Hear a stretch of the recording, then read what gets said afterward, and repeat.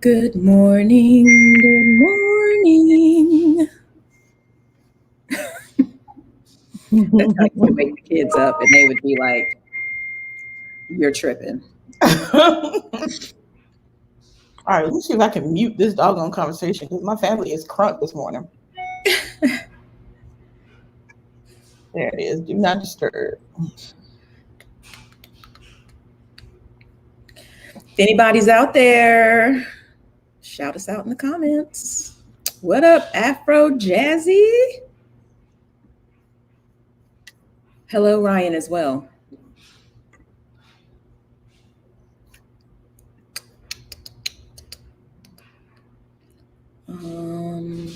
All right, I'm going to take the "We're Coming" down.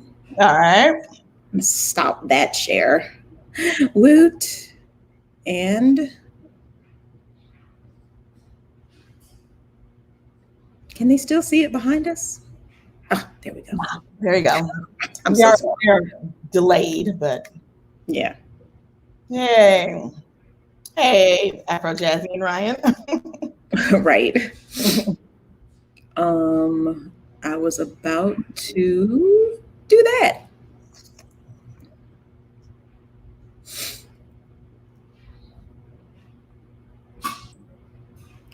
Yeah, where my desk actually sits in this joint is like the darkest corner of the whole place. And it doesn't matter how big the ring light is, it just doesn't. So therefore, vis-a-vis, I'm sitting in the window. Yeah, but I'm telling you, you got the glow though. Got that glow. Mm-hmm. We're there. We're there. Yeah, all the time. Mm-hmm. Let me see your shirt. I know. Y'all know. Okay, let me just address Jazzy because I was in love with Ty. Oh my God, she was. Listen, y'all don't understand that The Last Dragon is one of my favorite movies of all time. Never seen it. What? Okay. Yes. That is indeed a travesty. Get on that. Yeah, seriously. I'm wearing a proverb today. Thou shalt not try me.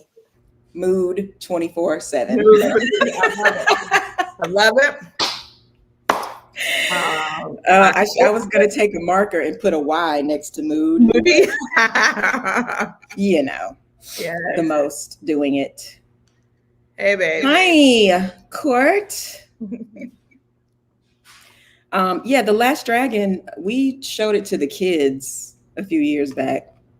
And it's a timepiece. So you know how kids are these days. You show them something that's before decent CGI and all that, and they're like, "Oh my God, the graphics!" Yeah. All right, let me see. I see a little feedback. What's that? I'm trying to see. We're live. Oh, live. Okay, I'm gonna stop doing that, but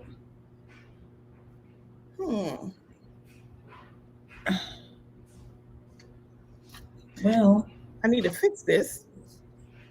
I don't hear any feedback, FYI. Okay. Okay, good.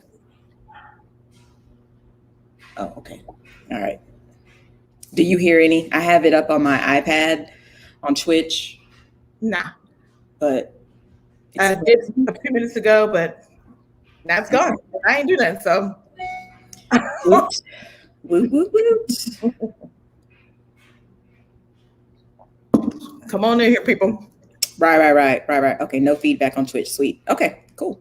What up, Meta? Hey, BFB. Hey. Welcome, good people. Come on in here. Appreciate you. Yup. If you're out there watching us, leave a comment so we know you're here so we can shout you out. For sure. Maybe everybody's setting up Twitch accounts. That was my PSA this morning. I was like, hey, you know what you could do? Right.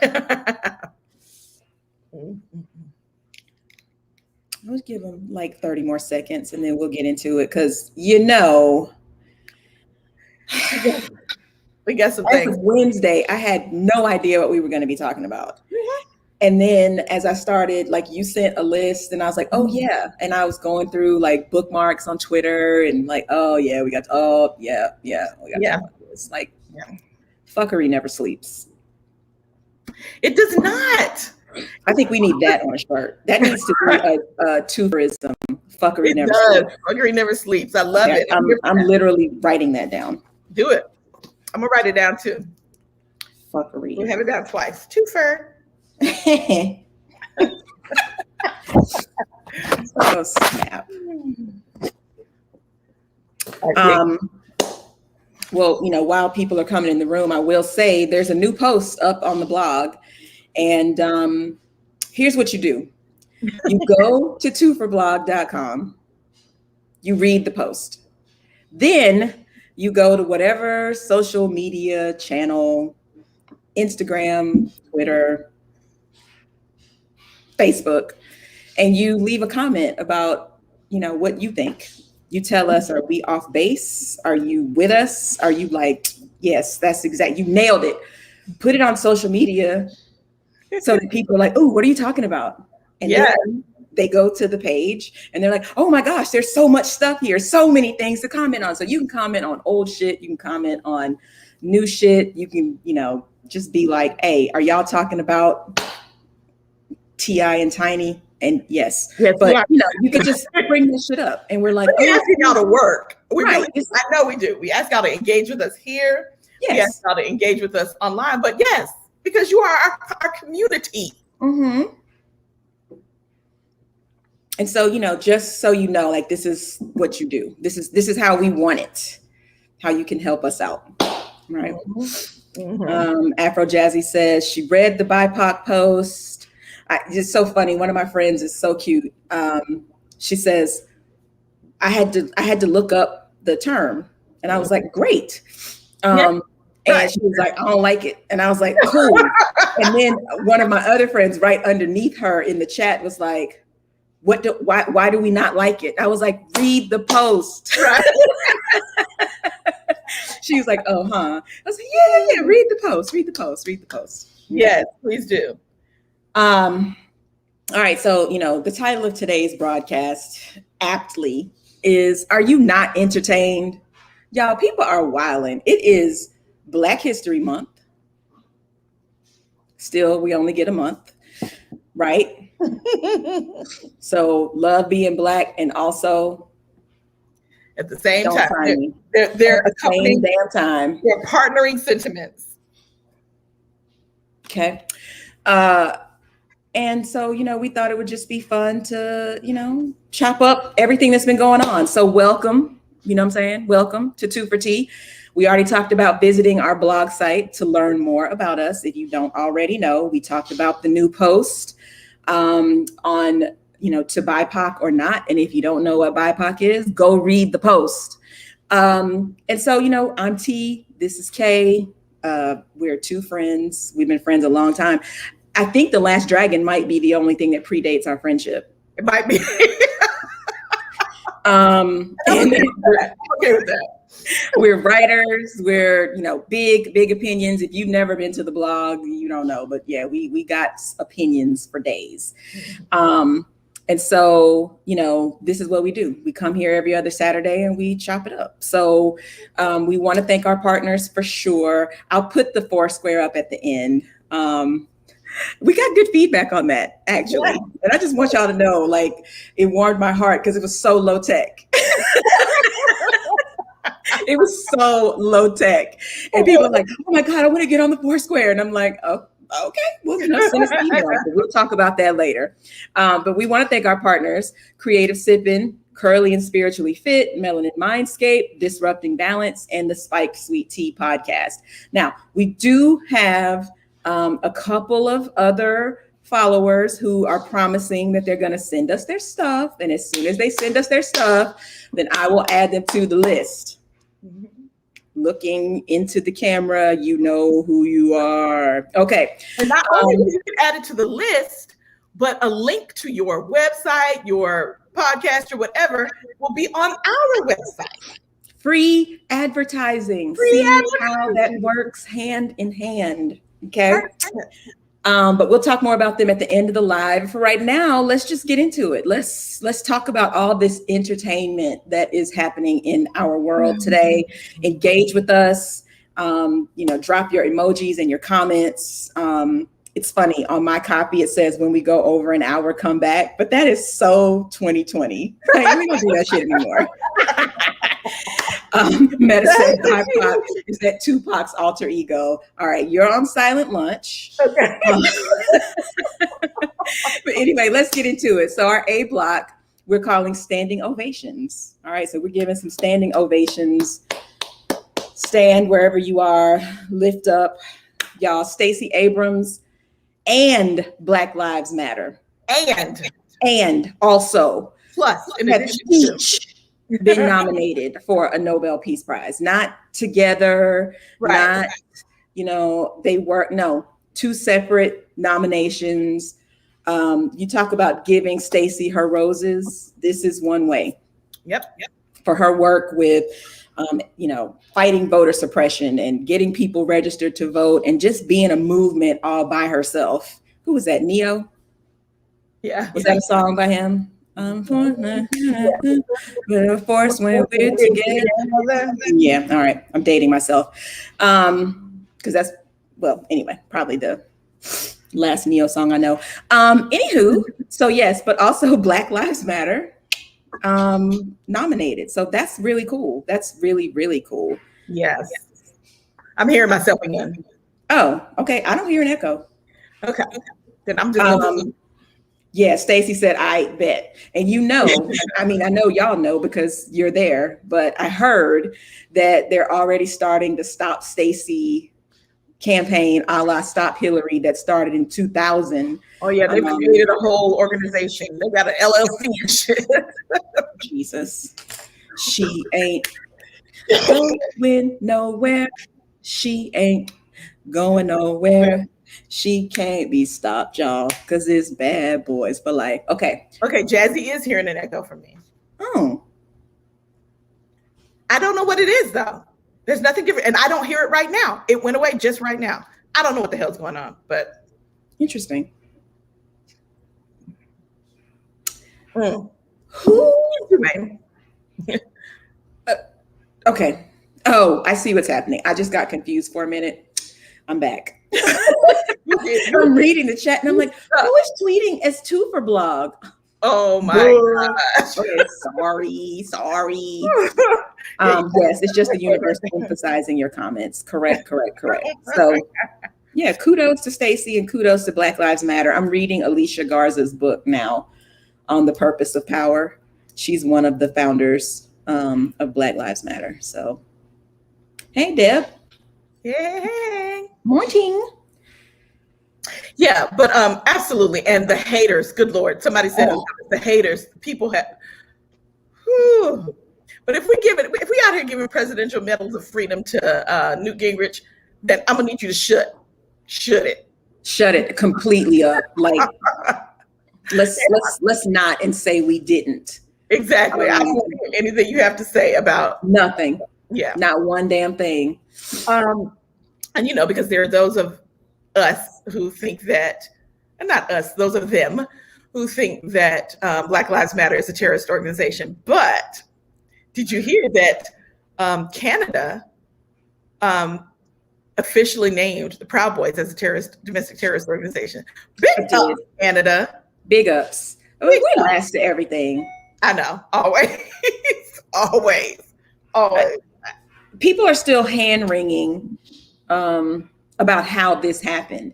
And I just keep coming back to, they were white. That's how it happened. People are like, oh, how can we prevent something like this from happening again? Like, you can take crazy white people seriously. That's what you can do. You take Black people seriously, whether they're crazy or not. So yeah. And we'll talk about that a little bit more when we talk about AOC later, but this was not a surprise. This was not unexpected. And there's so much more like detail coming out about, just the depths of the enabling, of this event. And it's just like, okay, so we're still like, oh, I don't know how it happened. Oh, it can't happen again. Okay, it can absolutely happen again. Yeah. See Michigan, followed by January 6th. And, the fact that y'all are coddling these hoes, like, they're moving Horn's guy to a new prison. Yeah, he's moved from DC to Virginia so he can get his organic shaman diet. I got some organic food for him. You gonna make him a help pie? A chocolate pie. Let Miss Mimi make it. Yeah. Fuck out of here. Organic diet. Okay. I know. Cool. I know. We really diverted from topic there, but we did. We did. We're supposed to be positivity in the A block. So, Madam Vice President got to break her first tie the other night or the other morning. At 5:30 in the morning. After 14 hours of debate. Right. And it was on the stimmy, in case y'all didn't know. It was about the stimmy. She said to me the other day, she was like, "Stimmy, is that the stimulus package?" I said, "Yeah, that's what the cool kids are calling it." And I said, "What do N-words who ain't getting it? What are they right. I mean, I'm here for it, but I ain't getting it." Exactly. So, but yes, the stimmy, go for it. Yes, the stimmy. $1.9 trillion that was approved. Trillion with a T, with a capital T. Okay. And again, it was 100% split. So Madam Vice President got to go in there and do what the fuck she was brought here to do. Go on and keep the party going. Right, go there and say, oh, you know what? Let me tell y'all what it's going to be. We're going to put a check right there, and we're going to keep this thing moving. Right. Now, what I would like to do is to explain to some people, and this is us, and by us, I mean us, who are confused about how the stimmy works. Okay. So I've been reading in the comments where folks are like, now he's saying $1,400. I don't understand how he's saying $1,400 when he campaigned on giving us $2,000. Okay, so also have not received the stimulus, but this is what I know to be true because my child received the stimulus. Nice. Okay. The check you got already was $600. When you get another check for $1,400, what you gonna do now? Because Madam Vice President put that check. Let's add that together. Carry the one. Oh, okay. Got it. Now you see how this why math matters. You're going to get the $2,000. Biden never said I'm gonna give you $2,000 on top of whatever. He's not trying to up the ante. He's saying you're gonna get $2,000 total.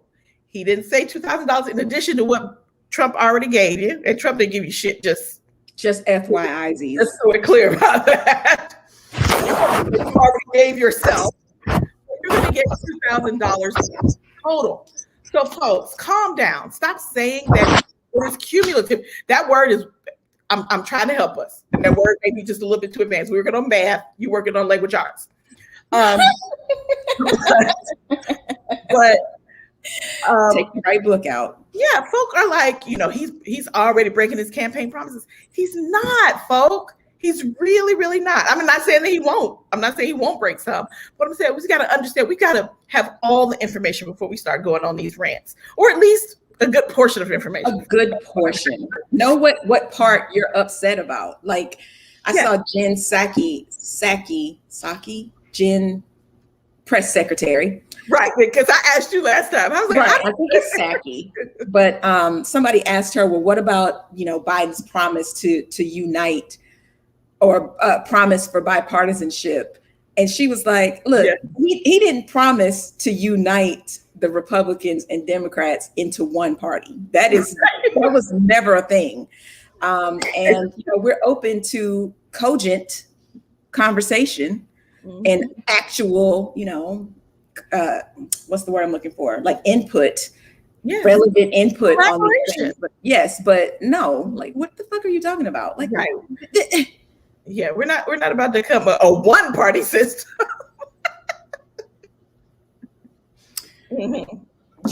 Collaboration.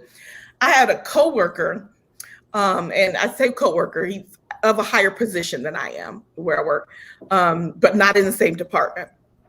And we had to work together on some efforts. And there was a big blowout. This was a couple of years ago. There was a big blowout, and he ended up having to come to apologize to us because of his behavior during this blowout. I already know who this is. Know who it is. Yeah, you do. But recognize this, that when he came with the raised voice, I was like, first of all, I don't know who you're accustomed to talking to like that, but I am not she. She is not I. She is not I. We are not her. But anyway, when he came back for the conversation to apologize, I kept saying, I just want to collaborate with you. I just think that we need to have a collaborative. And he was like, yeah, we can discuss when things are supposed to be going on. I was like, collaboration. He was like, well, if there's something going on, I can bring it to you guys. And he refused to say the word collaborate. And it was deliberate. He's a smart man. He deliberately refused to say the word collaborate because he wants the ability to dictate. And, the Republicans have no intention of collaborating. No, they don't. And my thing is like, your constituents, the very people that you supposedly represent, need this package. They do. And so for all of your bluster and coming to the White House and having a meeting, and it was productive, fucking Susan Collins, I hate her. You still, not a single one of you are like, yeah, I mean, my people need it. I mean, yeah, we tried our best, but my people need it, so I'm going to vote for it. And I'm just like, every time that we have one of these votes, I need all the names posted as end credits. But did not vote for you to get your money. It's just like the ACA. Yeah. They need it. They need it more than anybody. In these rural towns, people lining up, Obama talked about it in his book, folk lining up for hours just to, basic medical care, but they were voting against the ACA because they just didn't get it. They didn't get it. It's the same thing. It is. Yeah. But I mean, and there's so much more in this stimulus package. Number one, there's, increased minimum wage. There's, I think there's some vaccine money in there. There's some, there's a lot of things. Speaking of increased minimum wage, did you see where Kroger is closing a bunch of, and I mess with Kroger, but Kroger is closing a bunch of stores in Southern California. Just FYI, hard hit. Yeah. Rather than increase this minimum wage, they just are going to close a bunch of stores rather than pay folks more. And this is the whole party line. This is what they've been saying all along. The Republicans is that if we increase minimum wage, then small businesses are going to close because they're not going to be able to. Kroger's not a small business. It's so not. It's not. And I think Kroger had. They recorded like 100 million in earnings in the last quarter. So you ain't really suffering, right? I don't know. Yeah, no, you're not. You are doing the thing. Look, I understand that, jobs that pay minimum wage in theory are like the jobs that anybody can do. Like I can hire somebody off the street to do this. And so why should I pay you, you know, $40,000 a year to do this thing, except that you're expecting people to live on this. Exactly. And so I remember my first job, minimum wage was still like $3.85. Yeah. Like, and then by the time I stopped working that job, it was like, oh, I was about to start paying you $5 an hour. And that was big money. I was in high school though. But I was in high school. $5 an hour was big money, right? Yes, it was. But I worked with a dude who was in his 30s, who looked like he was in his 50s because he had like serious drug problems and all that. But he was working there full time, making basically a little more than what I was making. Yeah. And I don't know how he wasn't living in his car, yeah. except he was white. So, you know, there's that. Exactly. But, you know, so this idea somehow, like out here where I am, minimum wage already is like $16. Like when my son got his job at the fucking movie theater, I was like, I need to go down there and get a job at the movie theater. You know, they're advertising $16, $17 at In and Out. Yeah. And so I'm like, all right, so everybody else the cost of living there. Yeah. The cost of living, exactly. Yeah. But even then, when we do the math on if you were working 40 hours a week, making 16, you couldn't live out here. Yeah. You would have to be living with your parents or, you know, someone who is giving you a warm bed because, and it's a problem out here. It is a big, big, big problem. So yeah. I'm dying out for y'all in these comments. Go back to when I was telling my story about the colleague and somebody said keyword was a man. Yup. Now I can't shop at Kroger anymore. A Republican's idea of compromise is you do what I want or what I say you do. And that is, we know. Yeah. When we want your opinion, we'll give it to you. Absolutely. Kroger is the new Papa John's. This is so, I mean, barely related to what we're talking about, but I just thought about it. I'm in this marketing group on Facebook, and there is a prohibition against posting unpaid internships on the marketing group. I've seen that on Twitter. Yeah, people did not understand why. And somebody broke it down yesterday and said, by posting an article that was explaining unpaid internships are privilege. They're like hella privilege. Most young Black folks trying to break into their professional careers cannot afford to work unpaid internships. And I just thought, you know, the level of privilege that we don't even recognize happens all around us. And hella privilege, there you go. And it just goes back to the minimum wage, you know. It's like, you know, these are jobs for, you know, folks just starting. Yeah, no, for some people these are a way of life. This is how they feed their families. Correct. And and Kroger should be ashamed of themselves. They absolutely should. You know, on that privilege conversation, I remember when they first they started reopening things out here, and they told my son, you know, you can come back, you can reapply, you know, for your job. And I was like, okay, well, I'm just gonna point of privilege. You don't need to do that. Right.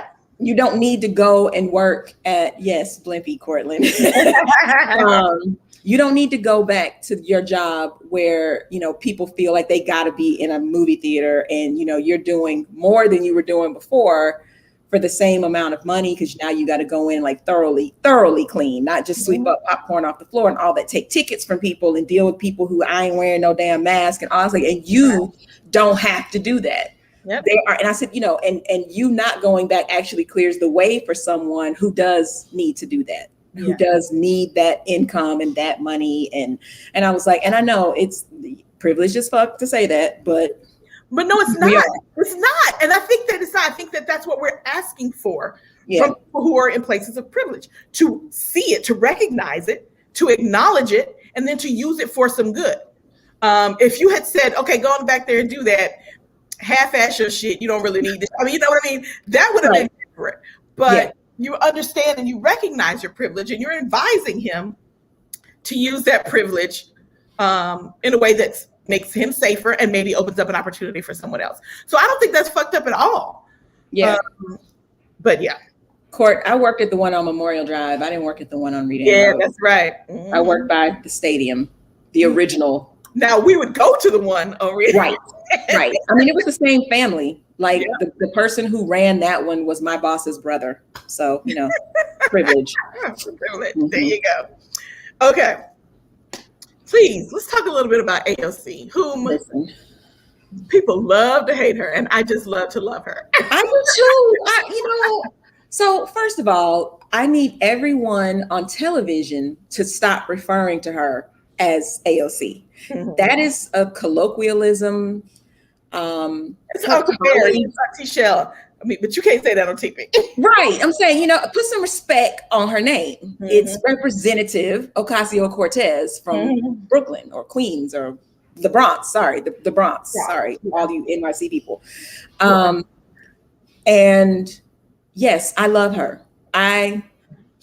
She does a thing where she speaks such truth, and it's fearlessly. And she's so prepared all the time. Like she does not step to a mic and be like, oh, well, you know what? I'm not really sure about that. Like she had a Twitch event the other night, like about the GameStop thing, which we're going to talk about next. But, she came, she was concerned about like the fact that her camera was fuzzy and all this, and she did all of that so she could invite someone who works on Wall Street to explain everything. Like she does not come to play with y'all. She does not come to just, spout theories and conspiracies and rumor as fact. She's like, no, let me explain something to you. And you know what? There's something that people say, and it's kind of, a new agey thing people say now, but I still hear it and it speaks to me. And it's when they say that you need to show up as your authentic self. Yes. That's what she does. She shows up as her authentic self every time. This is me. Deal with it. And or don't. But either way, this is what I'm here for. Okay. Yes, I ain't come to play with you hoes. I didn't come to play with you hoes. I came to slay, bitch. Right.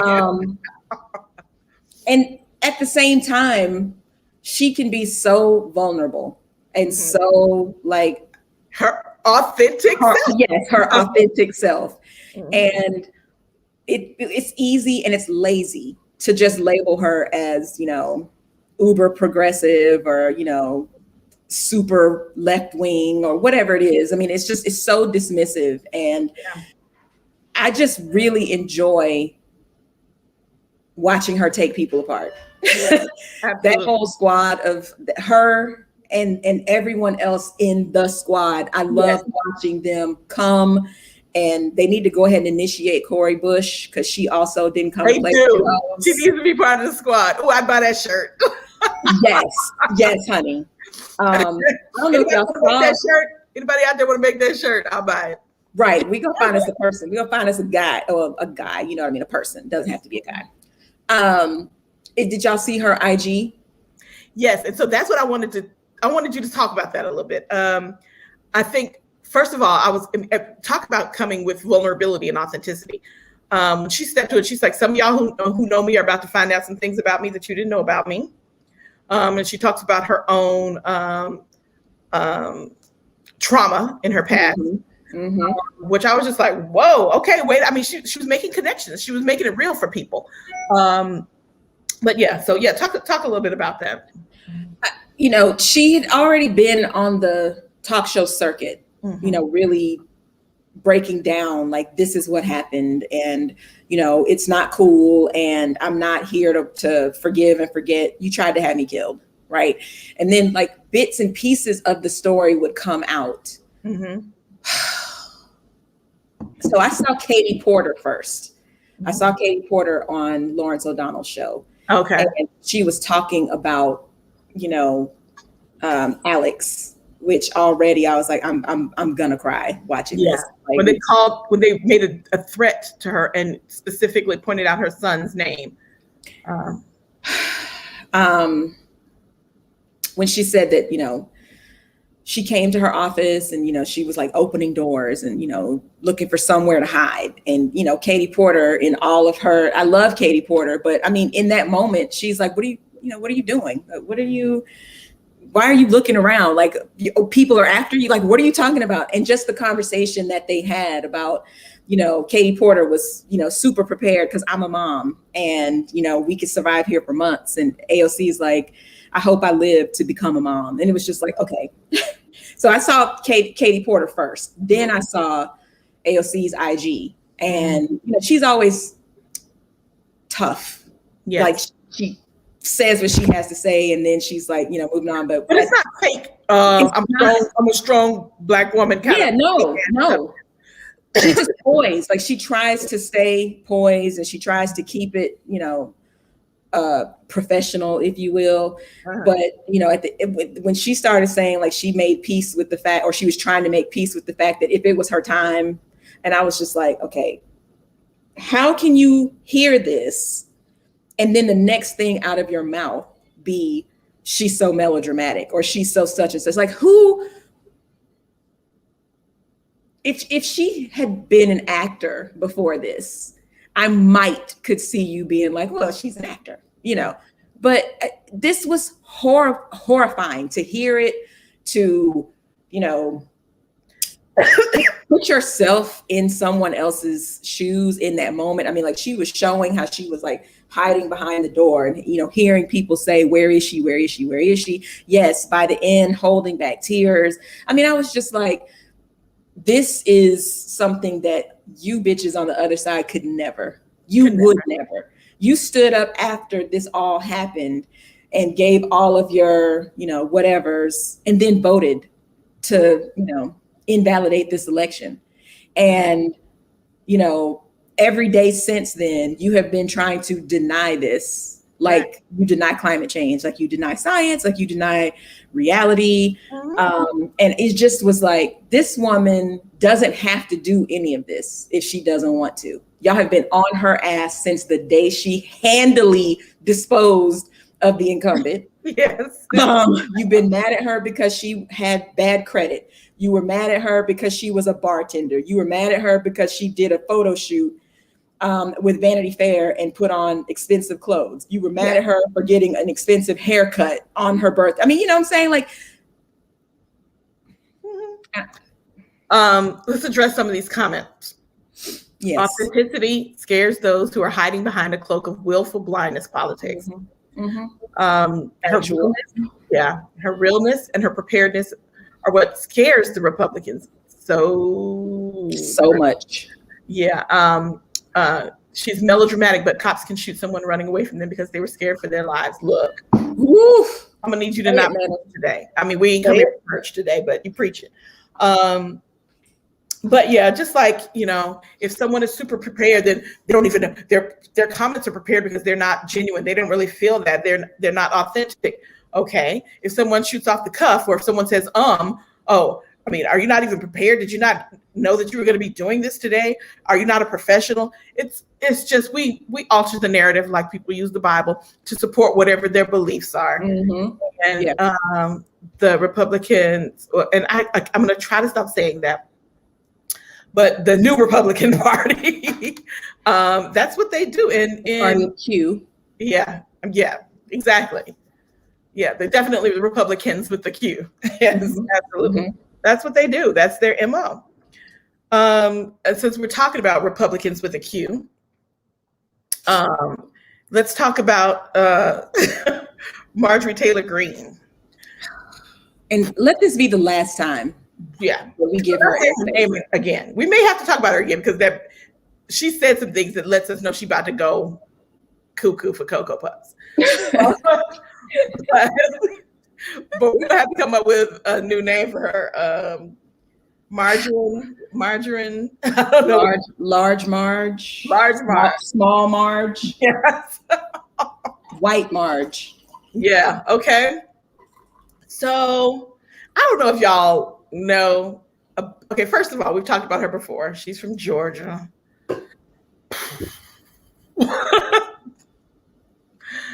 God gives with one hand and takes with the Crazy. other. I was going to say we get so much right and then so much wrong.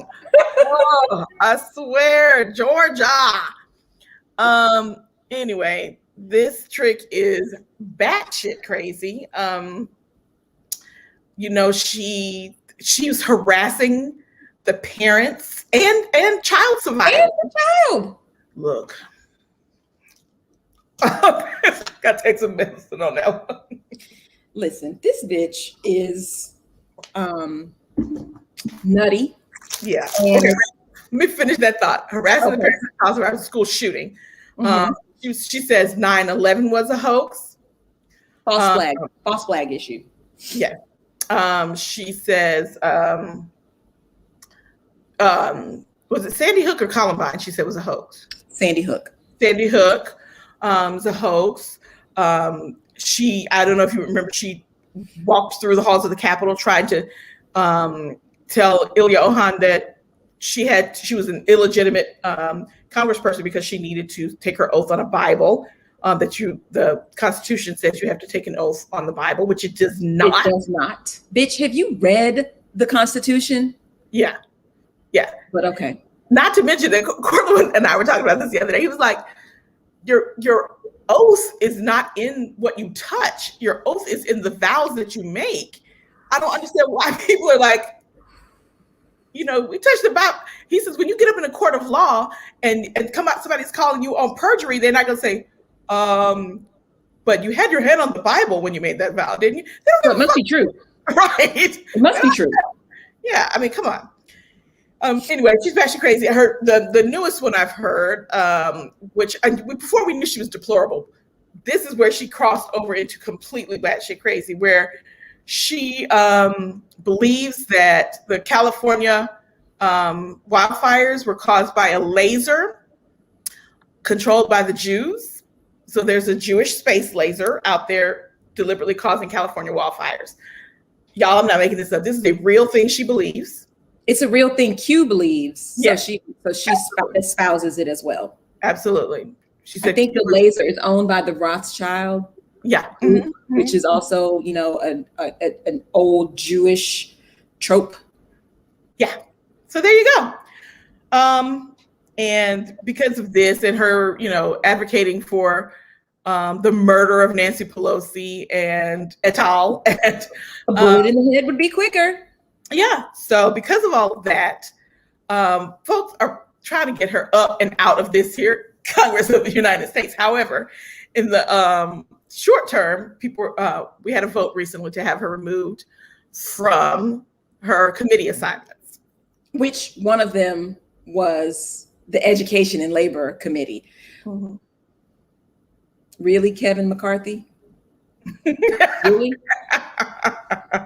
Marge says she don't care if they stripped her of her. Yes, she doesn't. That ain't what she came to do. And that's what, listen, and Deb, that's what I'm saying. We know she's about to get even crazier because she tweeted something to the effect of, oh, they messed up giving me more free time or allowing me to have more time on my hands. And I was like, oh, see, and here's the thing. Two things. One, I understand. I was having this conversation with my sisters the other day. I understand why it's too slippery of a slope to kick her out of Congress, right? Mm-hmm. Because she was elected. Right. So exactly. In the words of Chris Hayes, that's thing one. Yep. Thing two is she was elected over like a neurosurgeon or somebody who is completely like the antithesis of Q and her. Yeah. And so, number one, I have no reason to believe that she won't be reelected in 2 years. Oh, absolutely. Yeah. Right. And yes, she's going to be sitting up, going to OAN and Fox News and whatever the new version of Fox News is. Yeah, we didn't even put that on here to talk about, but yeah. Yeah, whatever that she's going to be doing, that she's going to be legislating by talk show. And, yes, stripping her of her committees, I think gives her more airtime, but I think it was important to do because what you're not going to do is be sitting up on these committees making making decisions. You show up with your fucking mask on that says whatever your message of the day is, that's total bullshit. Yeah. But that's all you're going to be able to do, hun. And I applaud Cori Bush for moving her office instead of whooping her ass. Right. Which is that's what she didn't say. That's not what she did. She said for safety. She's like, she didn't say her own. She did not say her own. Right. What's up, Quasi? And Miss Tish Star and ATL Brockstar. What's up, fam? What's up, yes, she said, I moved for safety. That bitch is not mine. Right. Right. Because she got one more time. Cori Bush got a tattoo right here. Right. That tells you all you need to know. You don't need to know about it. She about it. Like, listen, bitch, let me your ass. And so I just want to take a moment to talk about Nancy Pelosi's NPE. Yes. We have BDE, and then we have NPE, which is Nancy Pelosi Energy. Let me tell y'all about Nancy. Nancy put out a memo. First of all, she tried to encourage Kevin McCarthy with the Q to corral your girl, get your girl. And he was like, oh, I'll talk to her. To which AOC was like, I saw him talk to Ted Yoho. I know how this goes. Right. So he didn't. You know, she told me she doesn't believe in Q anymore, and I believe her because she's a white woman in America with blonde hair. And also because I don't give a shit. So, you know, I'm also with Q. And that's what it is. Exactly. I'm also with, right. So Nancy Pelosi put out a press release calling not even Kevin McCarthy. She was like McCarthy, Q dash California. That's the energy I'm looking for. Yes. Not R, Q. Yeah. I'm calling bitches out. I'm calling bitches out like the umpire. Right. And we'll take care of it. Fuck it. We'll do it ourselves. Yes. I want Newsmax. Yes. Okay, sorry. Yes. I want to have, I mean, I want to be able to turn that kind of energy on. I don't want to walk around like Nancy all day, but I want a Nancy button. I think I could do it for one day. Yeah. Like one day every month, walk around with that level of, you don't want it with me, I'll crush you. I want to just be able to push the red button on my desk and into my NPE. Girl, she just, I mean, and I wasn't expecting it. You know, I'm just like looking through Twitter and I was like, oh! Yes. Yes. I mean, because her energy is always bounded with a little bit of petty. Always. Yes. Always a little bit of petty. I mean, and I'm here for it.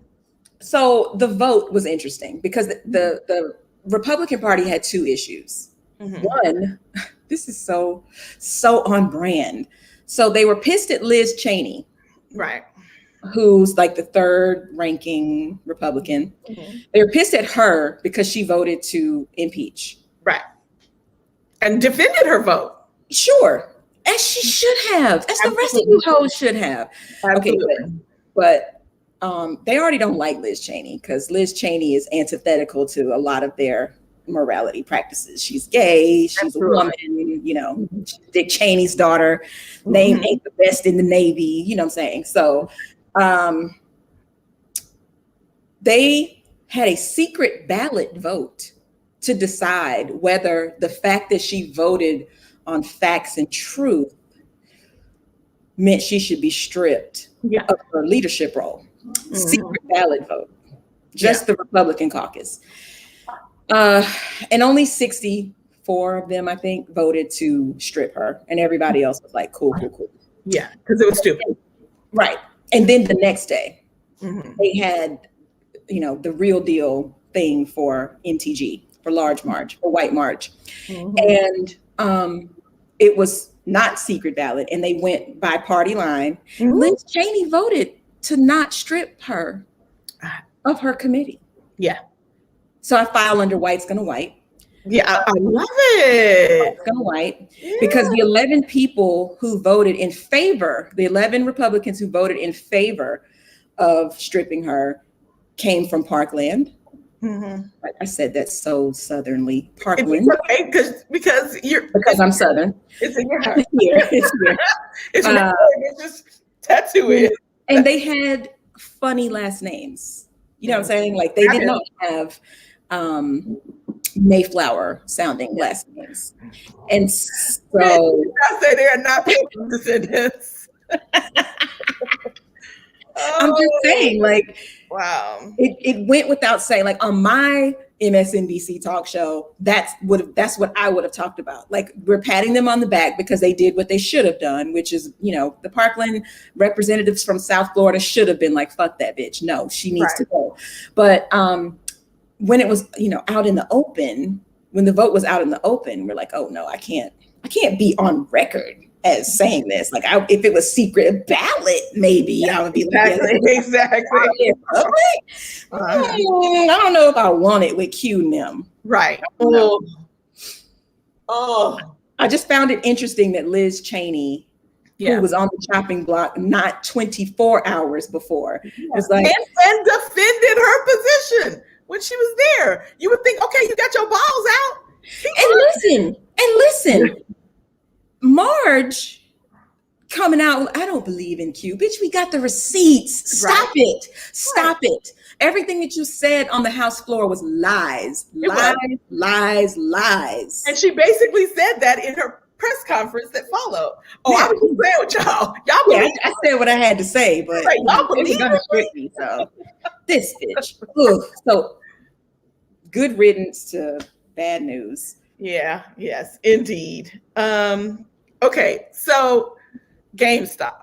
You gotta help me with this because GameStop. Yeah, because this one is hard for me to get. And this is as a person who is an investor. I don't understand this all that happened. So let's talk about that a little bit. This what had happened.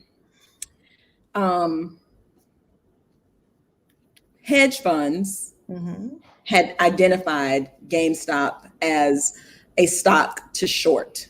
So they, that means they're hoping that the stock prices will go down, at which time they will make tons of money. And this is so super basic because, I don't work in the financial industry, but some Redditors got wind of this. They were like, fuck that shit. They were like, oh no, see, this is what y'all not gonna do. It'll be fun. Let's boost the stock that the hedge funds, the rich assholes, are shorting. And they identified GameStop, AMC, and one other one I can't remember. So AMC movie theaters. And so once they did it on their subreddit, everybody was like, oh, sweet. So their stock was like $43. Right. And by the end of the day, it was like $400. It was crazy. And they there's multi prongs to this story. So yes, small time investors bought up all this GameStop stock. And that means that the people who were betting on it to fail lost tons of money. A hedge fund went bankrupt. They had to, and I remember seeing on Twitter, somebody was like, oh, you think it's funny that these people had to go in and explain to their bosses? Like, yeah, kind of. You're betting on a company to fail. And I get it. It is I won't say legitimate, but it is a valid strategy that is used. So Robinhood, who I invest with, because it's, no fees and, but I'm not a day trader. So one of the things that happened is like people were day trading. And these are people who, buy stuff and then they're like, oh, it went up 50%. I want out. So everybody floods Robinhood, which is actually based literally in my neighborhood.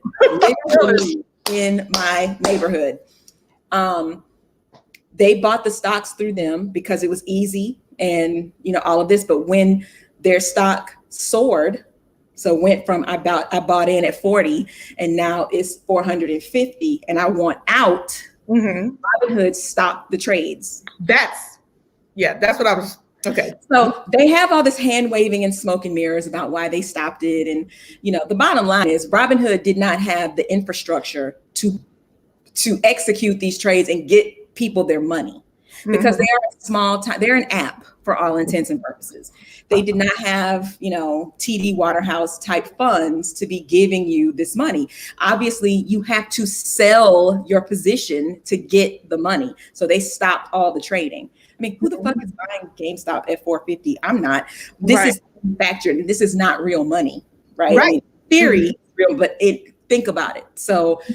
Yes, Meta. They exposed the Redditors exposed the market for what it is, because everybody was like, "Oh, we need regulation. Oh, you need regulation now because the little people figured it out and got in on capitalized on it, subverted your subverted process. They capitalized, and Robinhood fucked it up. Because they had to, they would not be liquid. Like they were going to have to go take out loans to pay all of the investors.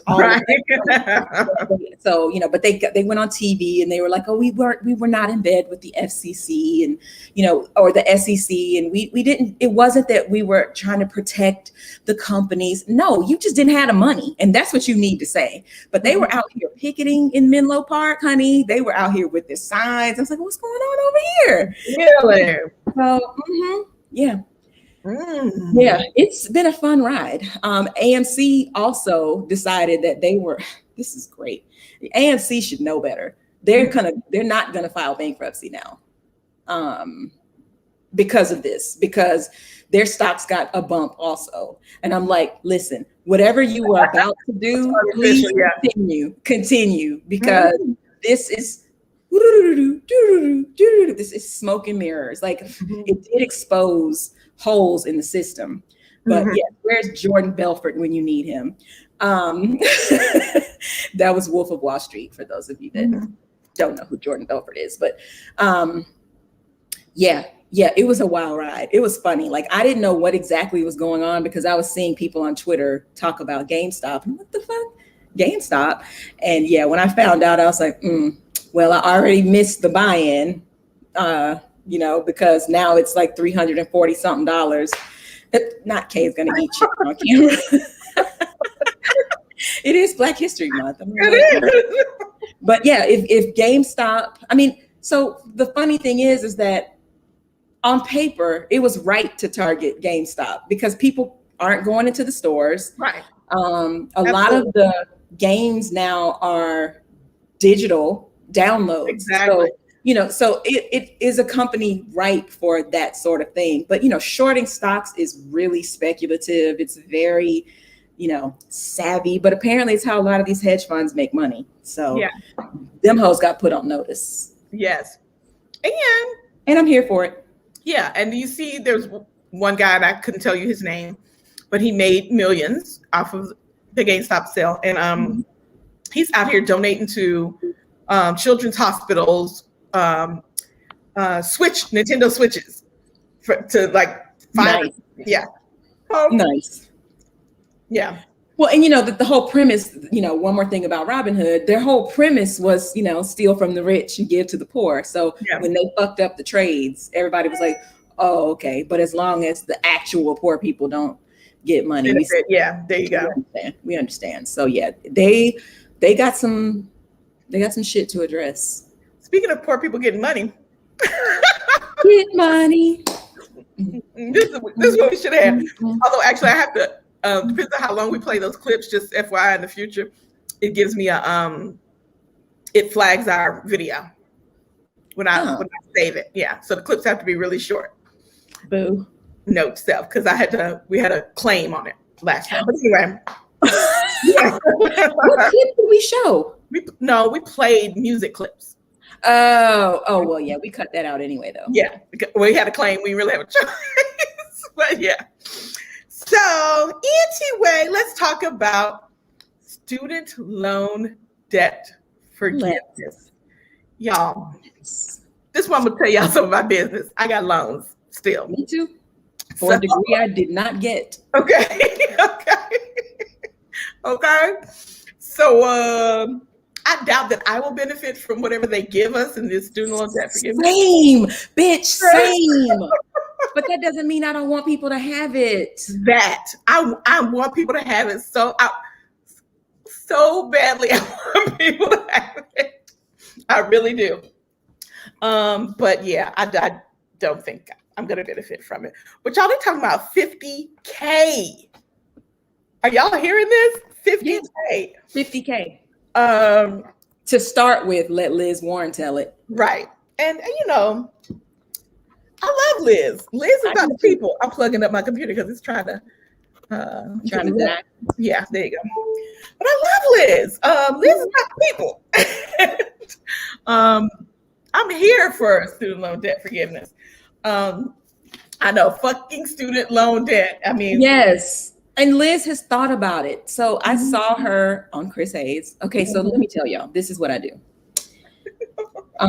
Starting at, doing the math, 7 y'all's time, I start with Joy Reid, and then I watch Chris Hayes, and then I watch Rachel Maddow, and then I flip over to see Don Lemon clown a little bit at the beginning, and then I go to bed. And if I can't get all that in, I watch it the next day because I record it. Boom. So all that to say, Liz Warren was on Chris Hayes' show the other night, and she was, she's been making the rounds about this. And, he asked her about wealth tax and, all this sort of thing. And, next to NPE, I would like to have EWE, because Elizabeth Warren also, she's not with the shits. She's not. Don't ask me. She told somebody on, I don't know if it was Newsmax. No, it was CNBC. They were like, what about these billionaires that say they would leave the country if there was a wealth tax? And she was like, who is leaving America over a 2-cent wealth tax? I'll wait. I mean, she was really like, first, we're going to have a conversation based in facts. Yeah.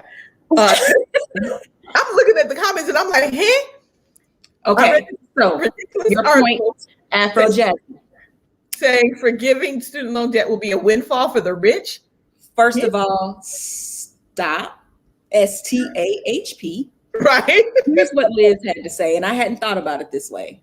She was like, number one, people who carry the most debt, the most student loan debt, are people who could least afford college. And a lot of them didn't finish, but they have that debt. And do you know they are Black women? We have the most student loan debt. Said that. She said that. And then she said $50,000 would change lives. Forgiving $50,000 of debt stimulates the economy, because if you don't have $50,000 in payments, you can think about buying a house. You can think about saving. You can think about paying off credit card debt. You can not just think about it, but you can do it. And so she's like, that is a game changer, even if you have more than $50,000 worth of debt. And I was like doing the math and like you, like, that's not going to apply to me. However, if it did, that it would be. I mean, it would lessen payments. It would, do all of those things. And so this idea, number one, what about, I had loans and I paid my loans, so everybody needs to. Right. What about, if you, what about the promissory? Everybody signed a promissory note. Everybody said they were going to pay, and everybody's trying to pay it. Like, nobody's looking. Now I'm going to take out a student loan so that I can not pay it. We on some old Hazen shit. I had to suffer, so you should have to suffer. I mean, yes, Meta. Now you have money to be a consumer. Absolutely. Back into the economy. So you want a stimulus? There you go.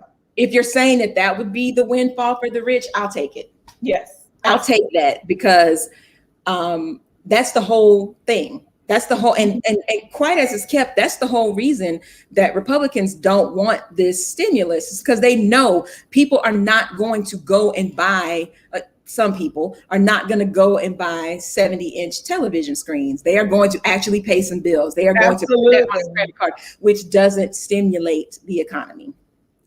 Just put the hell it doesn't, though. Because you free up other money. But yeah, this is random as fuck. But I just thought I might become the Brad Pitt of this broadcast and just be eating every time. I think that's gonna be my new shtick. Dude.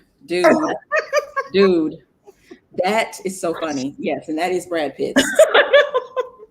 But yeah, I'm here for it. And I think it's ridiculous that, again, talk about money that's like, who's getting rich now on student loan debt? Right. the people who back this debt, and they're not getting rich when you pay on time, when you actually pay off 120 months. They get paid when you default, or when you're late, or when you're dragging it around for 25 years because you can't afford those payments. So, you know, hey, they would want to forgive some of this debt, and then maybe they'll actually get the rest of their money. Let's keep it real. Let's keep it real. I have a good friend who is I won't say that friend's name because some of y'all know this friend, but who is an accomplished professional who says, "Oh, they ain't gonna never get all their money. I'm gonna die before this is," and I'm okay with that. I'm good. So yeah, and that's the case. Like, so again, if money is theoretical to begin with, then what is the point of all of this? I mean, so number one, the fact that you can't work your way through college anymore is problematic in and of itself. A lot of these old people who are out here railing against the machine went to school. They went to Harvard during a time where they could work their way. And they also paid $1,500 annual tuition. They also paid $1,500 annual tuition. So let's not compare. I'm just like, no, you couldn't work a summer and save for, you can't work a summer and save for books in this bitch. So, you know, your argument is dead. Like, shut the fuck up and sign the paperwork. Because absolutely. And the rate at which tuition has gone up is not equal to the rate in which the incomes have gone up. So back to minimum wage, back to wages in general. Like, it's all a cycle. This is why I like Liz, because this is what she was. She connects the dots. She came on the scene as a consumer advocate. So like, this is literally what she does. She's like, what does my shirt say? Don't try me. Thou shalt not try me. Okay, that's Liz. I'm gonna say her. Okay. So y'all, let's talk about Biden's pin game, because it's strong. Yeah. He's no one. I want to say that so far he has already had 28 executive orders. 28, y'all. He got a lot of shit to unfuck. He did. He really did. The record is 30, and that's FDR, also a Democratic president. But the record is 30. Biden still got time to beat the record. And the person who was next closest to that, do you know who it was? Trump? Obama.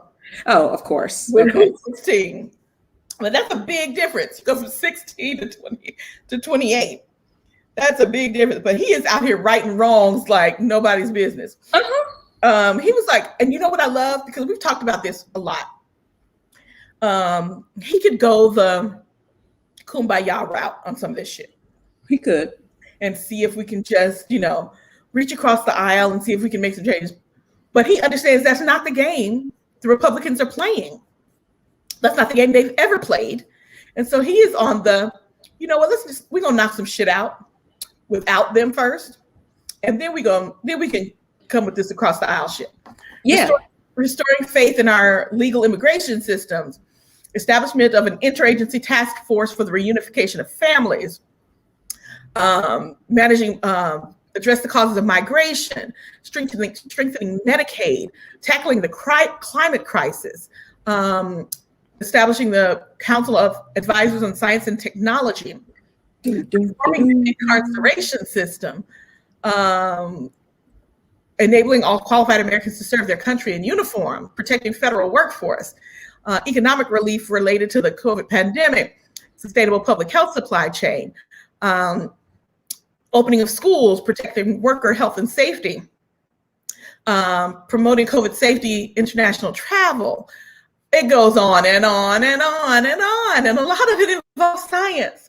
Go figure. I know. Preventing, combating discrimination on the basis of gender identity or sexual orientation. Census, advancing racial equality and support for underserved communities through the federal government. He is on, I would say 1, but he's on 28. He's on 28. He's on 28. 28. And his big game is so strong, y'all. He is over here advancing us years. You get an executive order. You get an executive order. Yes. Restoring hope. Yes. Yeah. I mean, and it's just, a lot of it is commonsensical. Like some of it, you literally are just undoing what didn't make sense the last time, what wasn't popular the last time, I mean, like so much of this stuff. Someone put a graphic up the other night that was like, these things are wildly popular with the public, not with Democrats, with the public. And that's the part that I can't understand. Like when we keep worrying about bipartisanship, it's like it's popular with your people too. But you're just out here, you're forgetting what you're here for. Yeah. You know what I'm saying? You're here like towing a party line. You're like, oh, fuck my constituents. Like, not worried about that. And that's basically what the press secretary was trying to remind folks. Yes, he knows that these things are in the best interest of his country. Yes. Why wait for them to vote against it? Just be hateful. And they will. Meta, you need to play 28. You go play that number. Right. Yeah, but yeah, so I'm here for it. Biden, go ahead and break FDR's record. Go ahead. We can take 2 more. Make it happen. We can. And again, like I said this the other day, you know, bipartisanship ended at 12:02 on January 6th. If you want to show me that you want to work bipartisanly, vote to convict the last guy. And then I'll believe you. But until then. Yeah. Okay. So I started to say something about that, but we'll get to that later. Vote to convict the last guy. We'll get to that later. So well, at the end of the standing ovations, we got to talk about the teachers because apparently we always, as a society, have time to shit on teachers. Sure do. So y'all's new CDC director has come out and said, oh yeah, it's safe for the teachers to go back without vaccinations. Without vaccinations, they'll be all right. And the teachers are like, okay, hold up. Why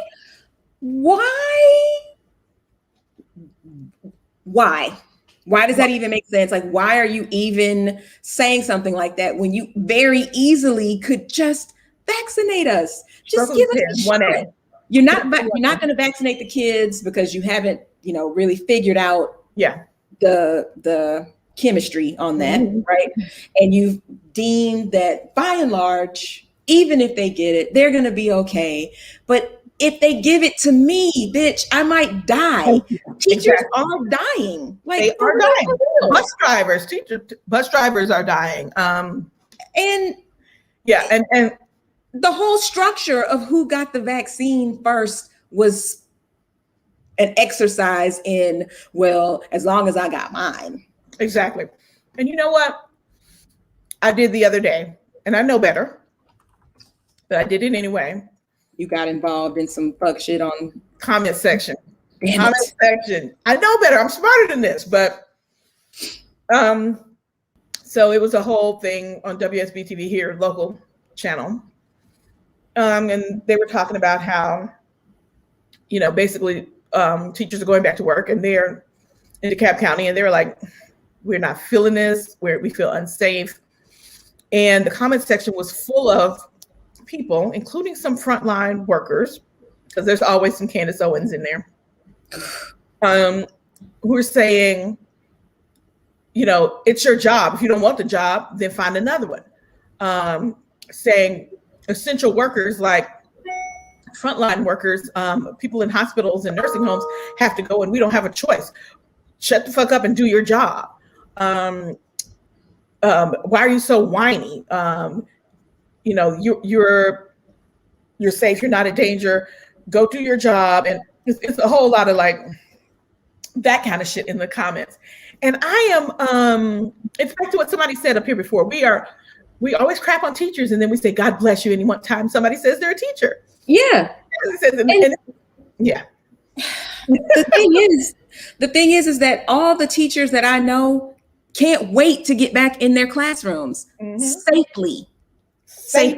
I know so many teachers who are like, this online shit is for the birds. And of course, I know a lot of science teachers and they're like, yeah, it's tough. It's really difficult, and engagement is low. Like everybody's feeling the pinch. They will gladly go back to their classrooms, put the shot in their arms. Yes.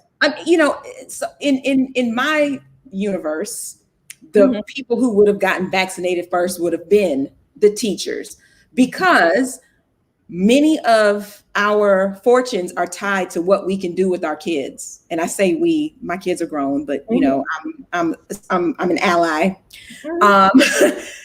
But it's tied to the fact that I have to work from home right now, even if I'm able to go in, because I have to figure that piece out. So it seems to me that getting the schools back open should have been first.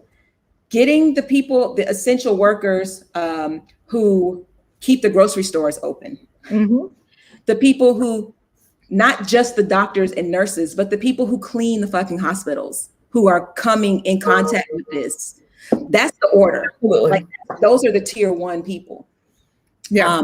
These professors and shit who don't see kids, like, you can wait with everybody else till your age group, or till your, you know, all right, everybody come get it. Absolutely. This, you know, fighting about, well, you know, I'm a professor at a medical school, and do you teach? Right. Do you see people? Because if you don't, over there, not just on status. And right now we're still stuck on status. We're still stuck on, you know, if I'm hearing stories about people throwing out vaccine because they didn't have enough patrons for their, you know, whatever they're doing that day. So if it's 65 and older, we didn't have enough. So you threw it out. Bitch, get in your car and go shoot some people up. Because what the fuck? You're throwing out? Oh, okay. All right. That's what we're doing in America, who is leading the way in cases and deaths. We are throwing out vaccine. It's so on brand. So first of all, why don't we give the teachers all the ones that these nursing home workers won't take? Because the nursing home workers will not take the vaccine. They've been offered the vaccine and will not take it. Okay. I think they said it's like 30% or something who have agreed to take it. Yes, they were vaccinated other than first. Yes, I did read about that. Wow. So there's that. Also in Gwinnett, where, you know, we're the giant county, but so there's populace there to consider. But also we have the highest number of cases in Gwinnett County. But they've turned the old Sears at Gwinnett Place Mall into a dispensary, so to speak, where they are. I think they said that they had and it's for Gwinnett, Rockdale, and I'm assuming Newton counties. They opened it up just last week, I guess, and they had 77 appointments that were booked within 2 hours. 7,700 appointments that were booked within 2 hours. So I don't know where these people are who are not taking the shot. Out here, people are trying to get it, but these nurses, I'm blown away most by these nursing home folks who, and you know who they are. Let's think about nursing home folks. Who's working in nursing homes? You're talking about Black folks. You're talking about African folks. You're talking about folks who are fearful of the vaccine. I get it. You need to be taking it because you are working around these old folks. But if you don't want to, I know 10,000 teachers who would love to get it right now. That's all I'm saying. Yeah. That's all I'm saying. And I honestly believe, and I mean, I'm serious about this. I believe that there are enough skeptics to where you would not run out of vaccine if you just said, we got it. You might run out that day, right? Like I know there's going to be an initial rush. People who have parents that are 65 and older, they're going to be like, go get that shit. Yes. But we've convinced ourselves, as we do with most things, we've made a problem where there didn't have to be a problem. You weren't going to run out if you started with teachers. No. You weren't going to run out if you started with, you know, custodians and janitors and people who work in the grocery store. Honestly, I would feel better about going to the grocery store if I felt that the person who was scanning my shit, and having to be in the face of people. I mean, I know they got the glass and they wear their masks and all that shit, but again, I would just feel better for them if they didn't have to deal with, I ain't putting on no goddamn mask. I got rights. Okay, so all right, so now you go home and you infect the person who cleans the school building, who can't afford to not come to work because they have a temperature. I'm gonna just keep my head down. I'm not gonna say anything. And then all of a sudden you have to close the fucking building because there's cases and we traced it back. And you're scapegoating them. Absolutely. What do you think? They don't get to stay home. They don't get to not work. Mm-hmm. Yeah. And so, but that is kind of the rationale these folks are using for why teachers need to be back in school. These folks don't get to stay home. So, look, they're conflating the issues, I think. Again, like you said, teachers want to go back to school. They do. They do. And they are in Cambridge. They want to go back. They are like, this is some fuck shit.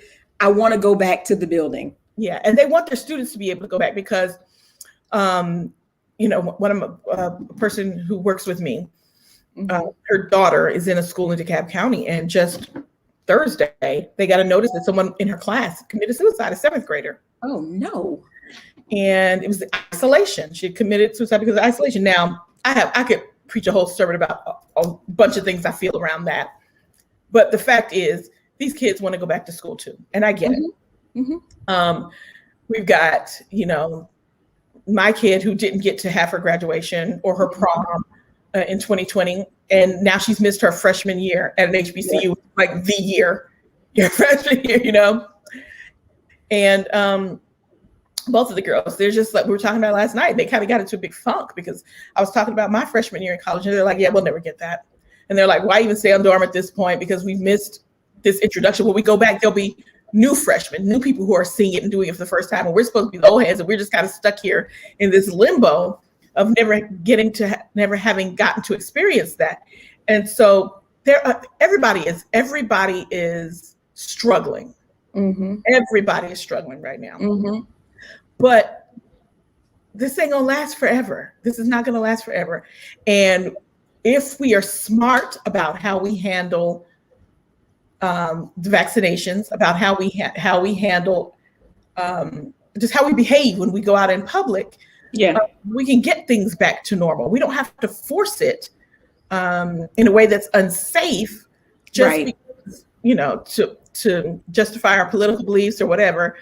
We just gotta be smart about how we're doing this and understand that we can all get back to a place where everything can be opened up and everybody can be back to whatever this new normal is, because we're not going back anytime soon to our old normal. But we've just got to do it in a more thoughtful way. But that requires us to care about each other, and we don't. Oh my God, we don't have that kind of time. We don't. We just really don't. We really don't. I have railed multiple times on, you know, that whole altruism gene that we don't have. Yeah. We don't cultivate it. We don't have it. We don't. And you know, my thing is, okay, is anybody ever really altruistic? Probably not. There's always something in it for us, even if it's just the good feeling of doing something good. But I don't either, Kwasi. I don't want to go back to the old normal. And I don't. Yeah. And let me tell you, it's going to be a long time before I'm out in public without a fucking mask on. Oh, I don't talk about no vaccine. I'm taking the vaccine when it's offered to me. But even after that, I am going to be that person. I mean, Tamika, seriously, can you? No, I cannot. Look out of my face. I don't know you like that. Get up off me.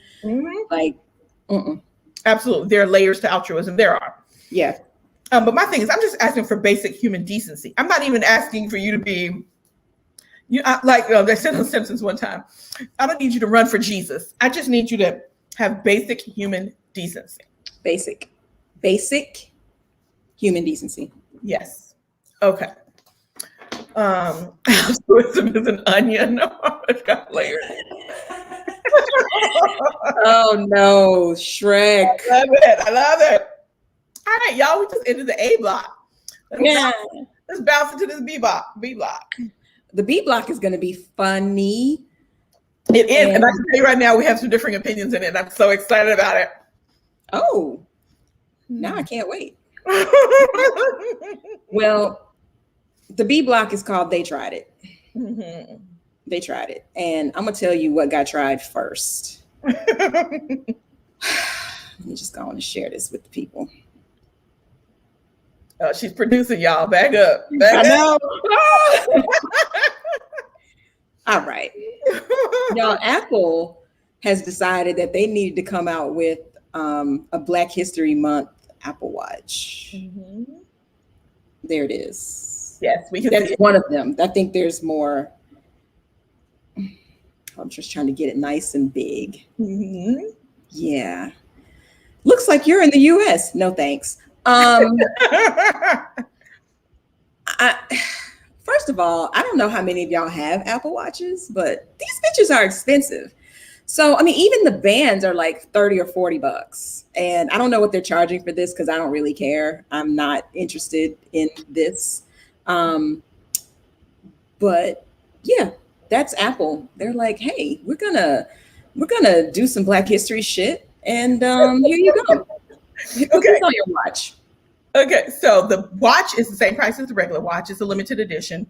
Same price as whatever, it's $3.99 for one version, $4.99. Because I need a separate watch for February and June. No. It's for people who don't have the watch and you're gonna buy one. Just like they do the red version, or they did a couple of other versions.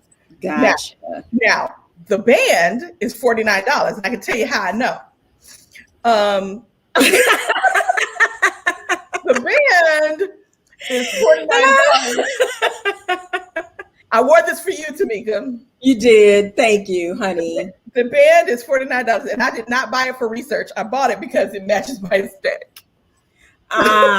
It does. It does match my aesthetic. Girl. No, but yeah, they want you to get the band tee. I laugh because people have gone in. And I get it if you are looking at the this effort in bands to make me dance. And listen, I am that's cute, and I will buy it, right? I just wasn't interested in this. I was like, okay. And personally, this isn't your aesthetic anyway. But no, because green is not. I'm right, like exactly. Pink exactly. Person, but yes. But I say all that to say, people were going in, and they're just like, Apple is capitalizing off Black people's backs, and for fuck's sake, I ain't there with it. I know you're not, but I want to talk to those people for a minute.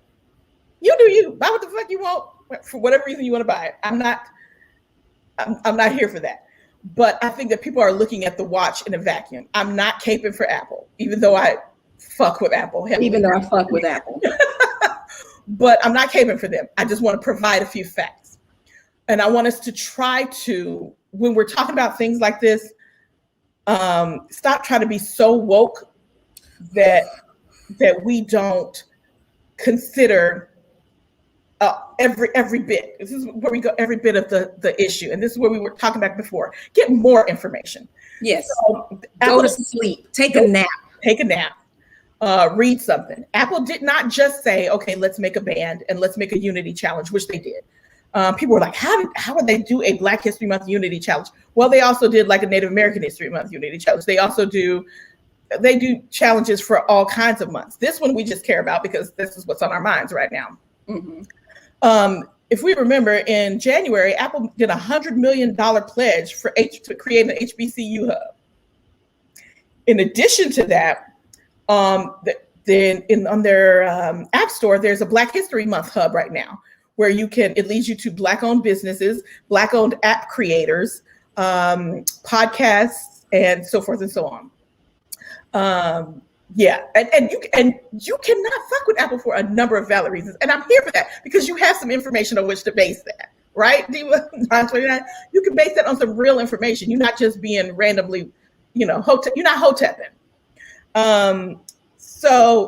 And then this particular watch is helping them contribute to some of the global organizations that they've decided to contribute to that are focused on battling race issues: Black Lives Matter Support Fund, European Network Against Racism, and NAACP Legal Defense and Education Fund, so forth and so on. So they chose like 6 organizations. And so again, I got it because I like it, not because I was like, oh, I'm going to buy it so the money can go to 6 organizations. That's gravy. But I need us to just really have more information before we decide, oh, Apple created a watch just so they could benefit on, people's heightened awareness about DEI issues. I mean, yeah. What do you? Right. Take a nap. Right. Wait, before you go to the next thing. Did you see Target's Black History Month offerings? Yes, I have some of them. Okay. And which ones do you have? I have the shirt that says "Enough is Enough" and it has like a megaphone on it, and it's in the color. The girls have a green sweatshirt that has an outline of a man on it. They have, there are a few things. They had some pins, but if you didn't order it online, it's all sold out. And if you go into the stores, you know where I live, you know what the stores look like. Yeah. So I just noticed on Twitter that people were kind of bothered also by these. Now, that one I hadn't heard, but but Target, they did this last year. They do it. It's not new. Well, I mean, I'm just like, are you doing too much, or like this is one of them?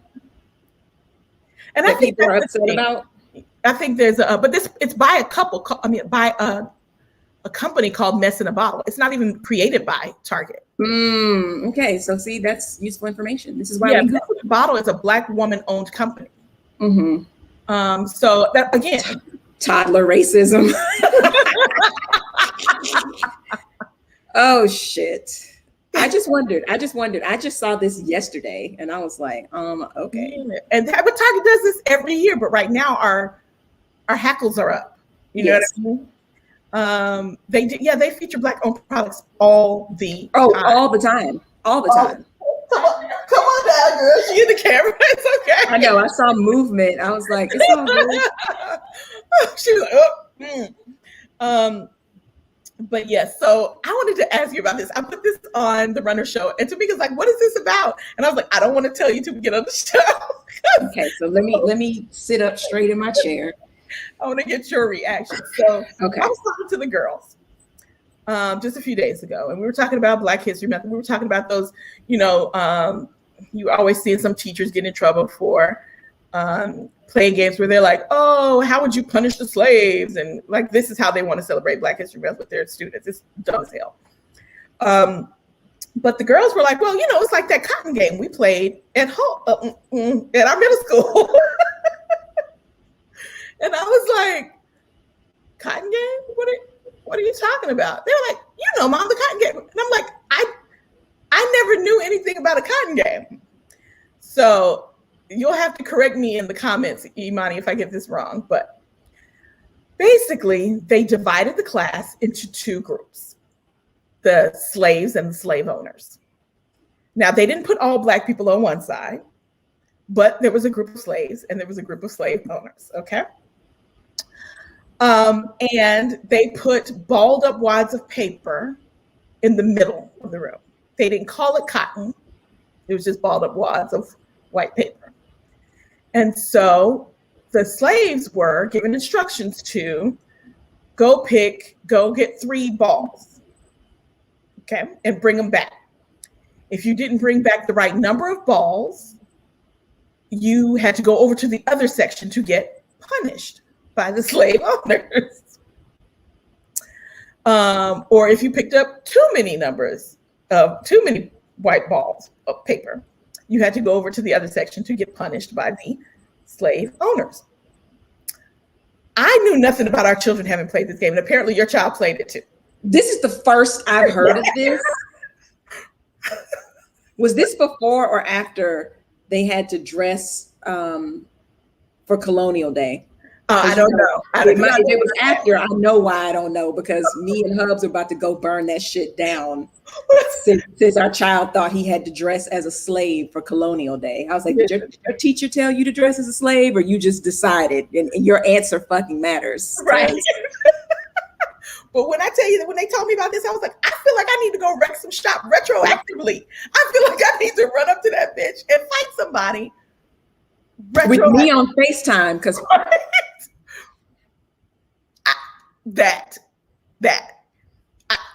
yeah. Okay, so teachers, we love you. Yes, Cameron. Maybe he knows nothing. Oh, okay. He knows nothing about this one. Okay. Yeah. Oh my gosh. Yeah. That's what they did. Gifted halls. and this is what, listen, Colby was like, ask Kevin, he had to have played it too, he knows. Apparently not. Right. Yeah, right. I was blown away. So teachers, we love y'all. And I know none of you on here are out here playing cotton games with your students.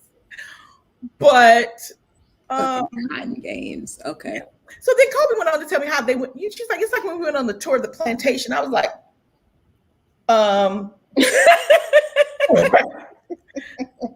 wait. I was like, tour of the plantation? She was like, yeah, it was a field trip. I said, I can promise you this. I never signed a permission slip that said you could go tour a plantation. That's what they didn't call it that. They called it a farm. Exactly.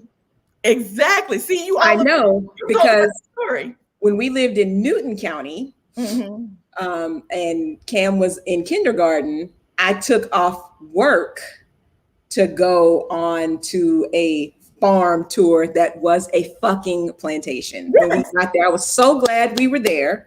Yeah. I mean, there were other Black kids in the class, but it wasn't no other Black parents. Right. And I was like this. I was waiting. Please come out your face with some fuck shit. Please. Right. I'm in the mood today. I don't know, Deb. I got to find out they didn't, there was a game, so I don't think the students actually got punishment. And I don't know what they told them the punishment was, but I'm going to ask. Iman, you got to let me know what the punishment was. Because, it matters. You know what I'm saying? Yeah. And because we've seen videos of kids on their knees. Oh, no. What'd you say? Oh, you were out of the game. Okay. So, so I was like, I did not know. She was like, yeah, they called it a farm. She said, but you got there and they were saying, this is Kobe. She was saying, you got there and they were, the one big house. And she said like 14 little houses. And this is where the farm owners lived. And this is where workers lived. I didn't go on that field trip, and I guarantee you the permission slip I signed said farm, and I should have known. I should have suspected. That was on me. Yes. So you died, Meta. So you died. Yeah, exactly. That Cam PG way of saying you got killed by Massa. That part. Yeah. That's bullshit. Right. That is bullshit. I am mad anew. Right. I'm gonna be in a space. Yeah. Yeah. And I can't wait till you tell Hubs about that so we can I get his take. But yeah, I'm gonna need teachers to find another way. First of all, it's Black History Month. That's not Black history. That is that's American history. Even though Black history is American history, slavery was not. It's something that happened to us. It's not, has nothing to do with our accomplishments or our contribution to our society. I'm gonna need them to come up with some better ways to celebrate Black History Month than to try to play on white guilt by, I don't even know what they're trying to do. They're trying to. I was gonna say, because is that what that is? I mean, it is. I think that some of the teachers who are doing it, they feel like they're doing a good thing. They're introducing these students to something that really happened in our history. They feel like they're forwarding the conversation, but they're not. And not even close. I'm gonna need you to find another way to do that. Yeah. Okay? Please. Okay, Pumpkin. Yeah, appreciate you. That's well. On to some more fuckery. Your folk, T.I. and Tiny, they are wilding, allegedly. While she's pulling that up, Diva 929, thank you. I was telling folks, yes, she's doing a staff diversity project, and she's going to pick the people, and they will have done the research, and people who never get acknowledged commonly. Yes, that part. Can y'all see this? Yup. Yeah. Yeah. So it all started when somebody, I mean, the names are starting to run together, but somebody accused Clifford, nay, Tip, aka T.I., Sabrina Peterson, of pulling a gun on her. Mm-hmm. And Tiny, whose name is Tamika, which, I need to do something fantastic in this life so that Tamika stops being associated with fuckery. Right now, there's normality, but there's fantastic things always. Okay, well, I just anyway, Tamika, aka Tiny, came out of her face and was like, "Oh, so the man that you let be uncle to your kids, and all of this, now you saying he pulled a gun on you? All right, cool. Well, in an effort to help, someone else came out of her face and said, no. See, Sabrina's just mad because she's obsessed with T.I. Obsessed with Tiny ever since they had that threesome. But if you've been paying attention at all over the past few years, you know that that's what they do. If you've been in Atlanta for any time and you've paid attention to Atlanta shit, you know that's what T.I. and Tiny do. Because they haven't said that they didn't have a threesome. They've said it's consensual. Exactly. That everything is consensual. Listen, Clifford Harris got on Instagram and said, on Instagram Live, and he said, we ain't never had to drug nobody. We never had to kidnap nobody. We like what we like and we know where to find it. That's what he said. There it is. There it is. Yeah. The problem is, as you might imagine, there are some people who say, I didn't consent to that shit. And next thing I knew, anytime something starts with next thing I knew,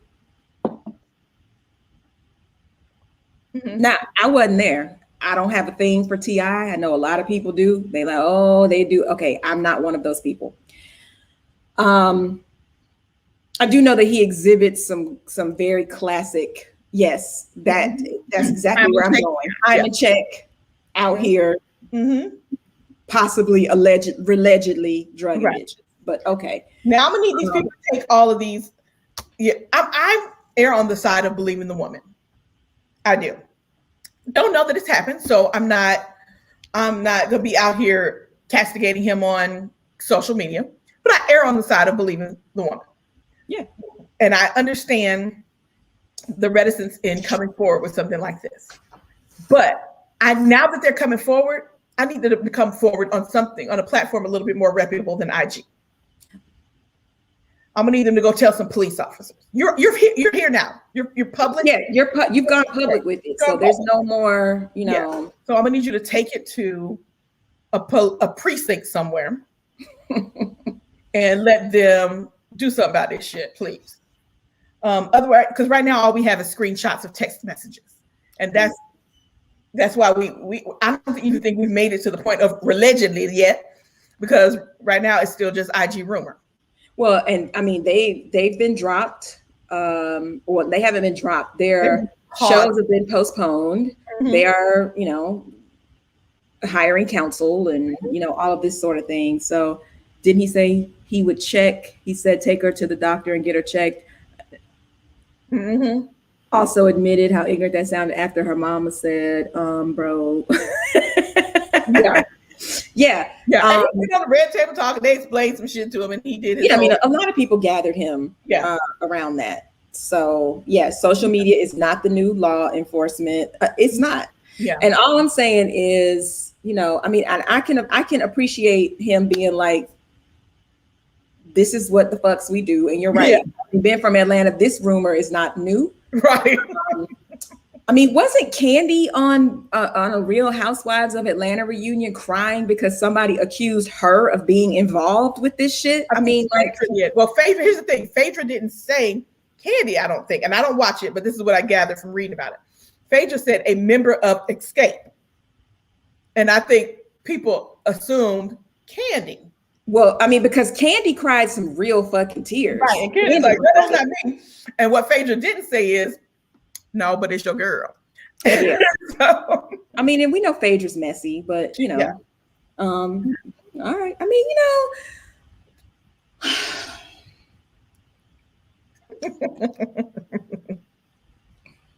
Okay. I'm just like, I know Tiny was somewhere like, don't help. I mean, I think she kind of said as much, like, don't help. You're not helping us Right. at this moment. You're actually like, But here's my thing. oh no, Diva929 said no, she straight up said candy. Yeah.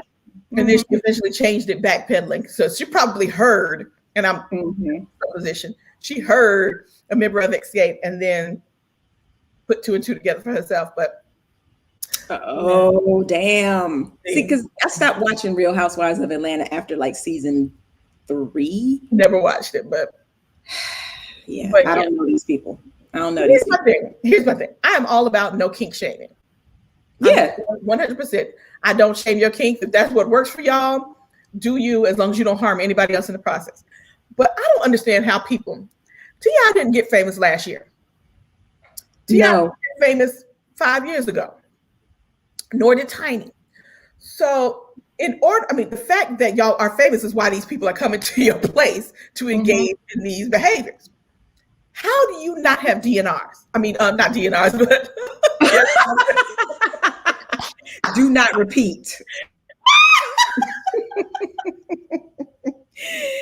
Oh shit. Maybe they need DNRs. Oh Lord. NDAs. How do you not have NDAs? You know what I'm saying? How do you not have these at this point in your career? You know what I'm saying? How do you not pulling out your cell phone and saying, you are here of your own free will, say your name and the date? At least that. How is that not happening in 2021? I mean, I don't understand. Please. Yeah, I mean, how do you just assume it would never happen to you? Do not rub that booty unless you agree. Exactly. That's great. I love it. That's just short-sighted, and it was only a matter of time before somebody came with something. Be it true or false. It was only a matter of time.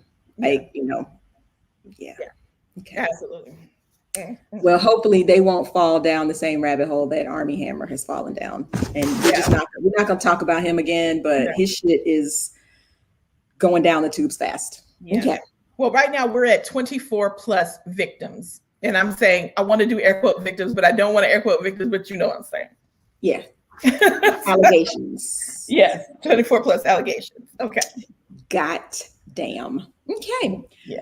So y'all, and Diva929, you will appreciate this story that we're about to tell. Diva929 is a big WandaVision fan. In fact, check it. Tuesday nights, Diva929 does trivia, and at the beginning of the show, we talk about WandaVision. That's it. Get out of here. I didn't know. You're putting me on. Yeah, I'm gonna put you on. I'm putting you on right now. Okay. So Lil Uzi Vert, and I'm just gonna pause for everybody to get their giggle on. Has decided that he wants to be Vision. Yeah. He has implanted a $24 million diamond, 10-carat pink diamond, in the center of his motherfucking forehead. Indeed. Here it is. Yeah. Who wore it best, y'all? Yeah. I'm gonna go with Vision. Oh shit. Yeah. I really try not to use the N-word on this show, but this nigga.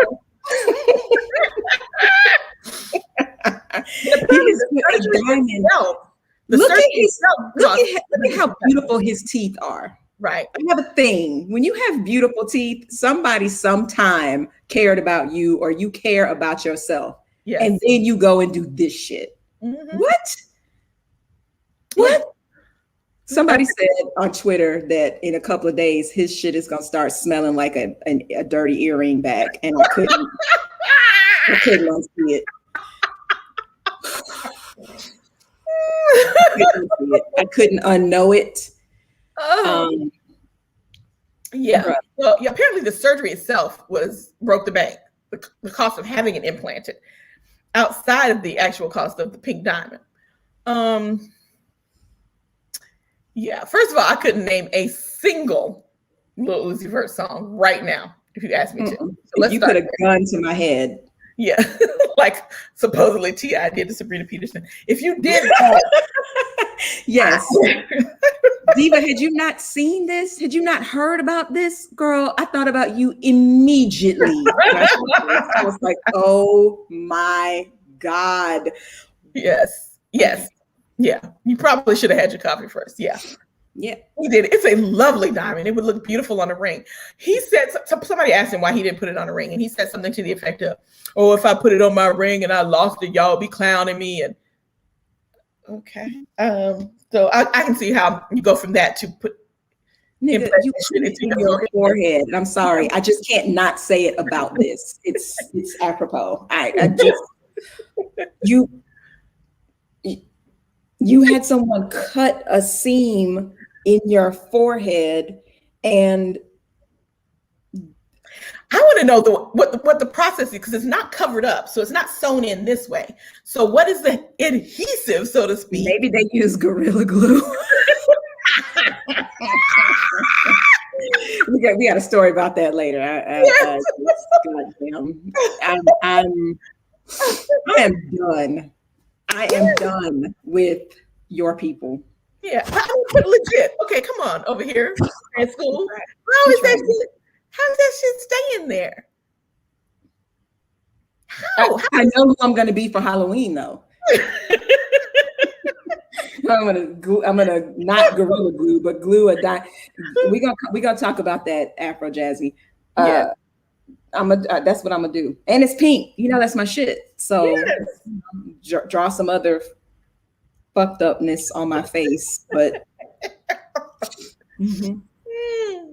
Okay, yeah. Mary and Joe's. I'm gonna let you talk about Trey Songz because I don't fuck with Trey Songz. I don't fuck with Trey Songz either, but somebody does because I saw the video. Y'all. Okay, before we start talking about Trey Songz. Quasi. Third eye blind as fuck. Oh Lord.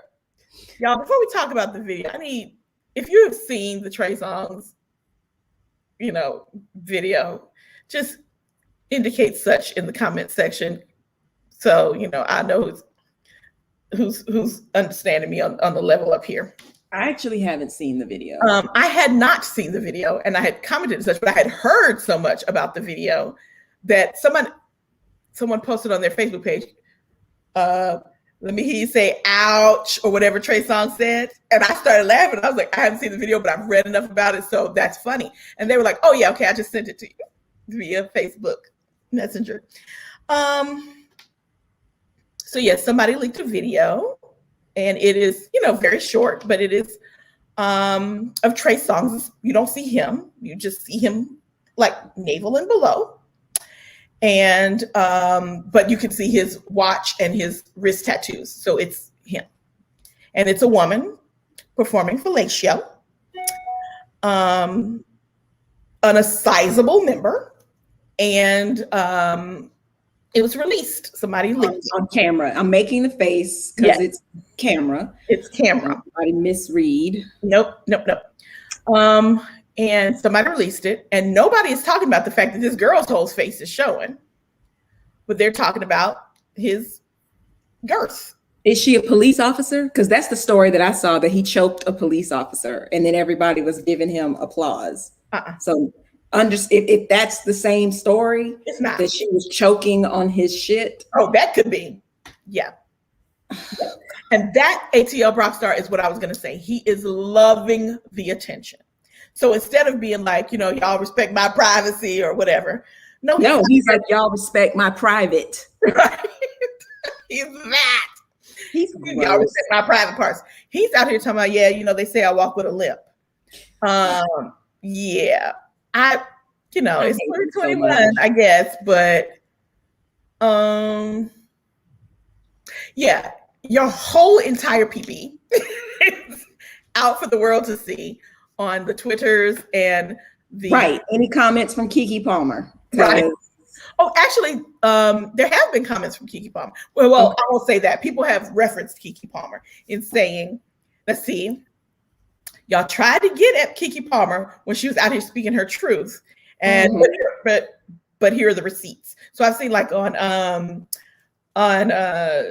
Embracing Black Culture on Instagram or whatever, where people have put together all the time she's talked about what happened, how people had, Wendy tried to come for her.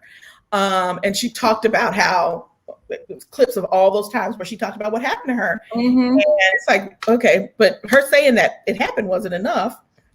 She didn't say that, she had been hurt in any way, but she said, they tried to set me up and I'm not here for this shit. And we weren't trying to hear her, but now here we go. So yeah, Trey Songz PP is out there for the whole world and he walks with a limp. He wants us to know that's why. Boom. Ew. Yeah.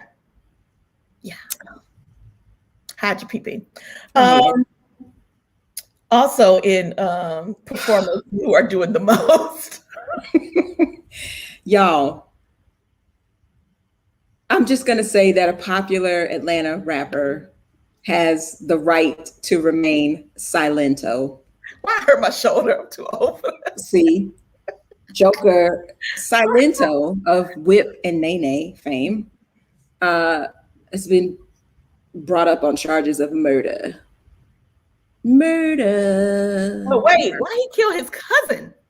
Well, I'm glad you asked. Because I think this is a great time. I read a comment who was like, I hope that he had a good murder reason.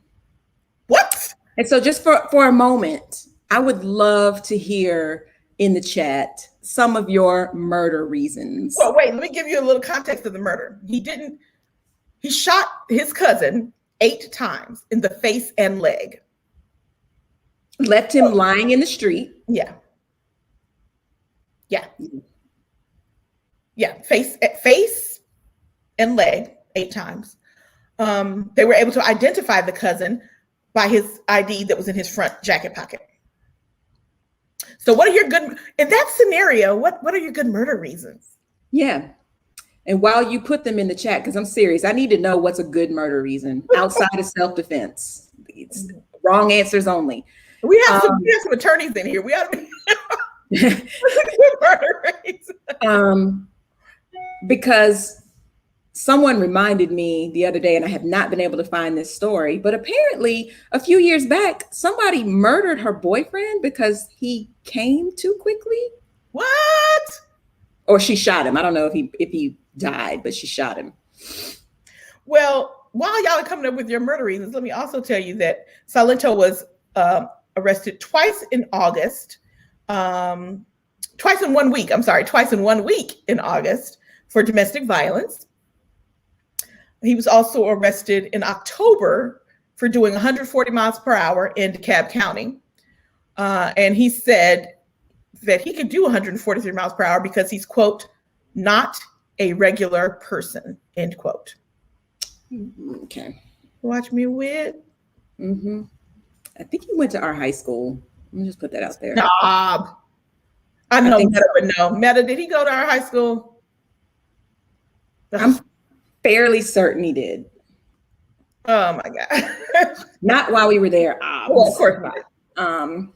Yeah. Okay. So yes, of course, fuck with my kids. All right, I got some for you. But what could they have been beefing about? Because goddamn. I mean, really. In the face, like, yes, Meta said yes. Dang. Okay. Yeah, but so not Meta, but Silento was clearly he lives in trouble. Yeah. He's been struggling. Yeah, he lives in trouble. I mean, kick my puppy. Yeah, but they're confirming he did go to our high school. Okay, well, we have other legacies that can cancel this one out. Wonderful.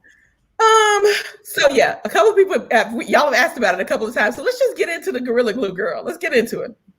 Listen, she really thought that she was sharing a PSA with us. And because I don't want our video to be taken down, I'm not going to show the video, but this is her. And she clearly is from somewhere near New Orleans, because that baby accent. Baby. But she says that her wig has been like this for a few weeks now.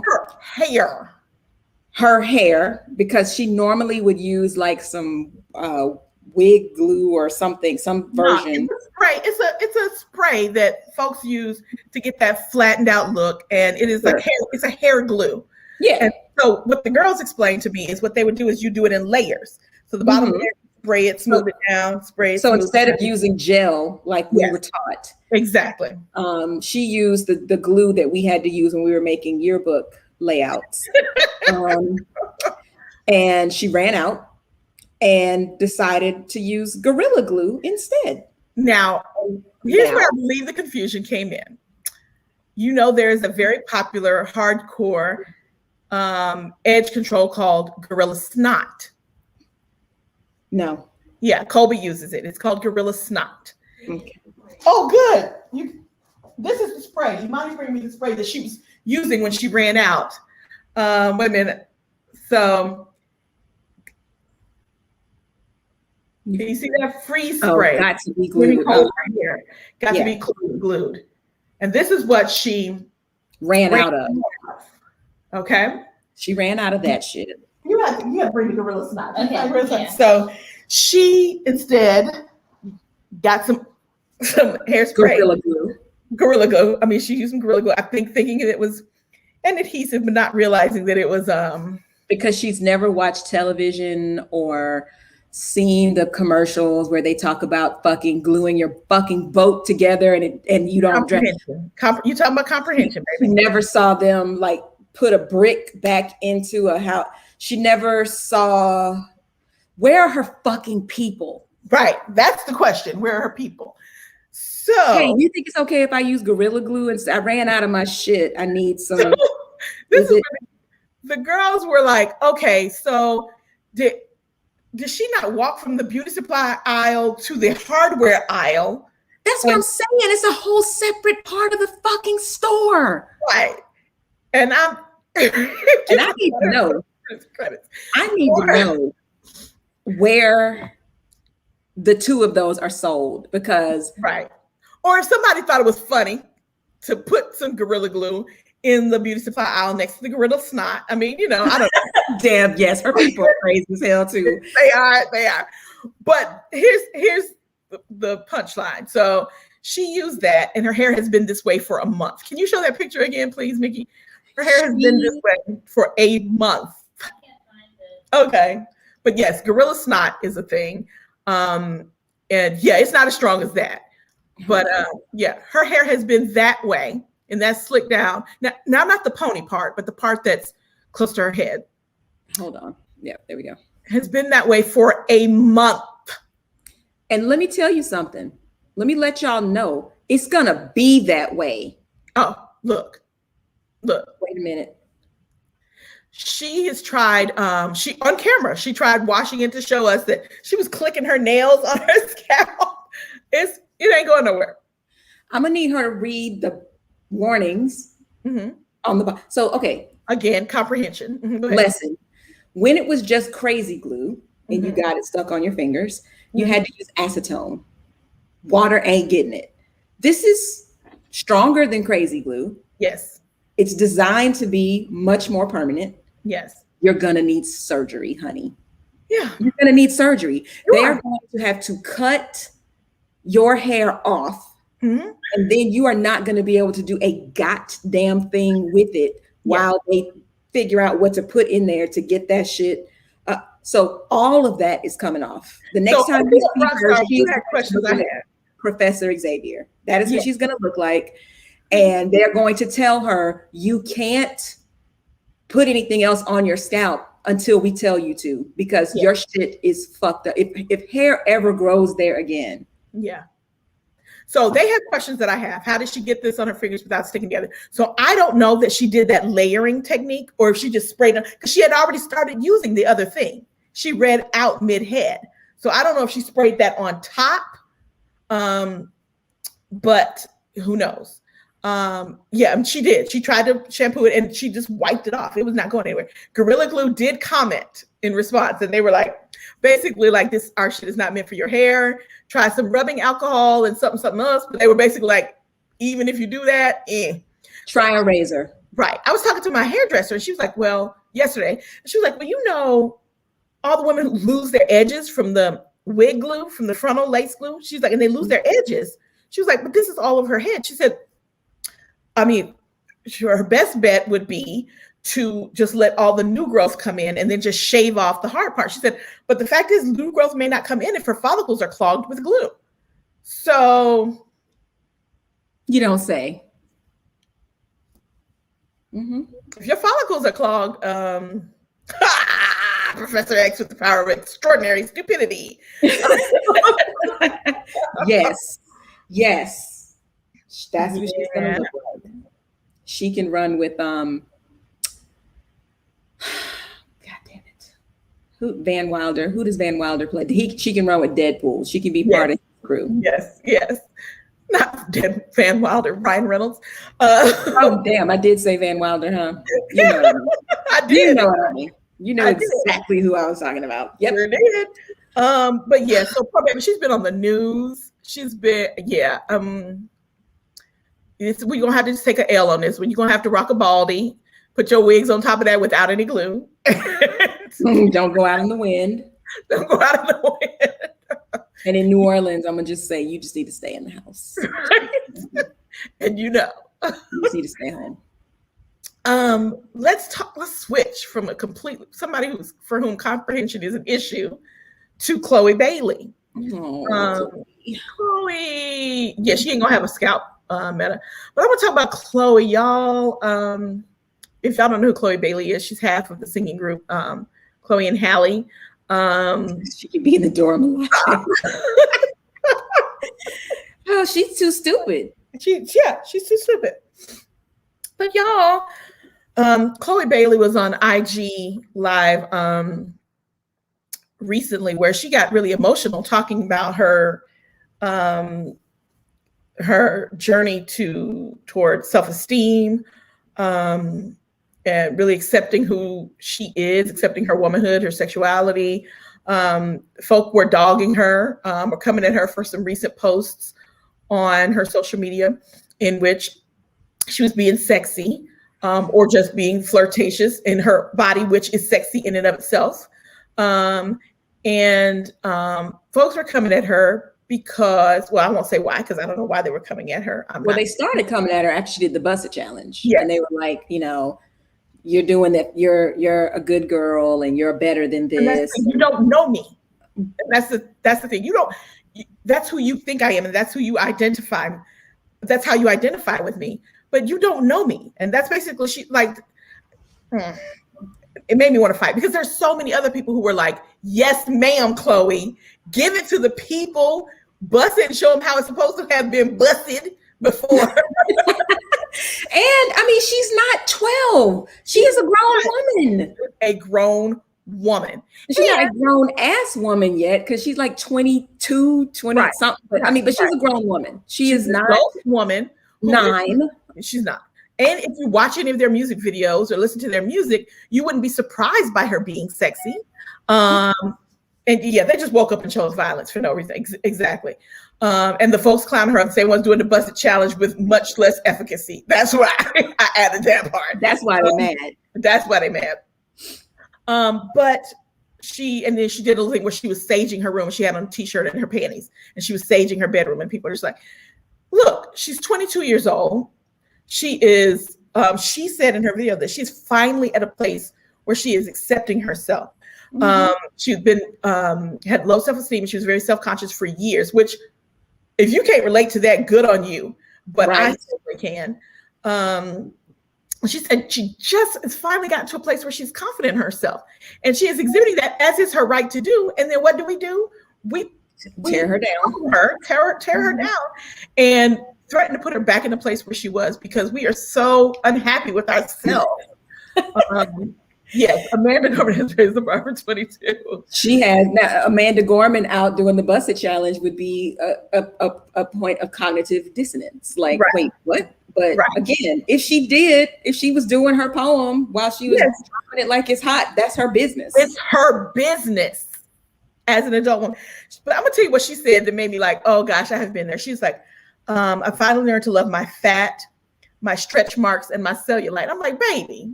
Oh yeah. So you ain't got none of that. It's so cute. Oh, woo, woo, woo, woo, woo, woo. Bitch, you don't even know yet, but okay. Right. And I can remember being her though. That's what I'm telling you. I can remember being in my early 20s and thinking I was fat. I can remember being, now granted at 22, I was pregnant, so I probably was fat, but you get what I'm saying. I can remember thinking I was fat when I wasn't. I can remember, no, sir. What the hell is this? Yeah, it's a bot, a troll. Get up out of our comments. No, sir. No, bye. I'm sorry for that interruption, y'all. Yeah, no bots. Anyway, I can remember thinking those things about myself, and I'm just glad she has realized, before she's this age, her own autonomy. I'm glad she has realized that she can do and say what she wants to do and say, and she doesn't need permission from her fans to do it. She don't even make that kind of music where it's like, please like me. It ain't even that kind of music. No, it's not. So yeah. Go ahead, Chloe. I'm here for you, Chloe. I'm glad you have realized just how free you are now. We all did before being thick was it. Yes. Yeah, I mean, lucky for her, she lives in a time where there's different prototypes. Yes. We grew up in a time where the prototype was twig bitches and not just twig bitches, but twig bitches who were also light-skinned and had long wavy hair. Yeah. So now we know that there is a range of beauty. And absolutely. Not all of us know it, but I think many more of us know it now than did before, and we can appreciate a range of beauty. See, we all thought it. We all thought it. See, there you go. Go ahead, Chloe. Oh, I'm leaving this next one to you while I eat some chicken. I'm only mentioning her. I don't want to get into it, but Claudia Conway, they need a TV show. No, they don't. Oh shit. We meant no offense, Diva 929. We love you, girl. I'm saying the point is now there is a range. Yeah. Back then there wasn't a range. It was just one. Back then, that's all. If anyone was entertaining Black women, that's what it was in Halle Berry. But so yes, and it does still sadly exist, but that's a whole other show. Claudia Conway wound up in her mother's phone topless, and somehow that photo got leaked. So for those, did it get posted on her mother's Twitter? Claudia says that it was a leak because her mother would not post that. She believes that her mother was hacked, that her mother would not post that photo. And so for all the moms out there, I just would like to know, like, why the fuck would you have a picture of your topless daughter in your phone any fucking way? But all right. So there's been some questions about what the fuck is going on in the Conway household, because as you know, Claudia and Kellyanne have been, Claudia been talking outside the family. Kellyanne was on her fuck shit in the Trump administration. George was on his Lincoln Project shit. I mean, their whole shit was just Yeah. And so now this, and the last I heard, the FBI was possibly getting involved. Yeah, because Claudia's minor. Number one, but also, the calling the police, and some of their shit has escalated into levels that warrant wellness checks, and someone came to do a wellness check and Kellyanne wouldn't let him in. So, there's some, but it's also said that she wanted emancipation because of childhood abuse and trauma. Yeah, but she said she would never get it because her mom's Kellyanne Conway. Exactly. And she would shut that down. Exactly. Okay, well. Yeah. All right.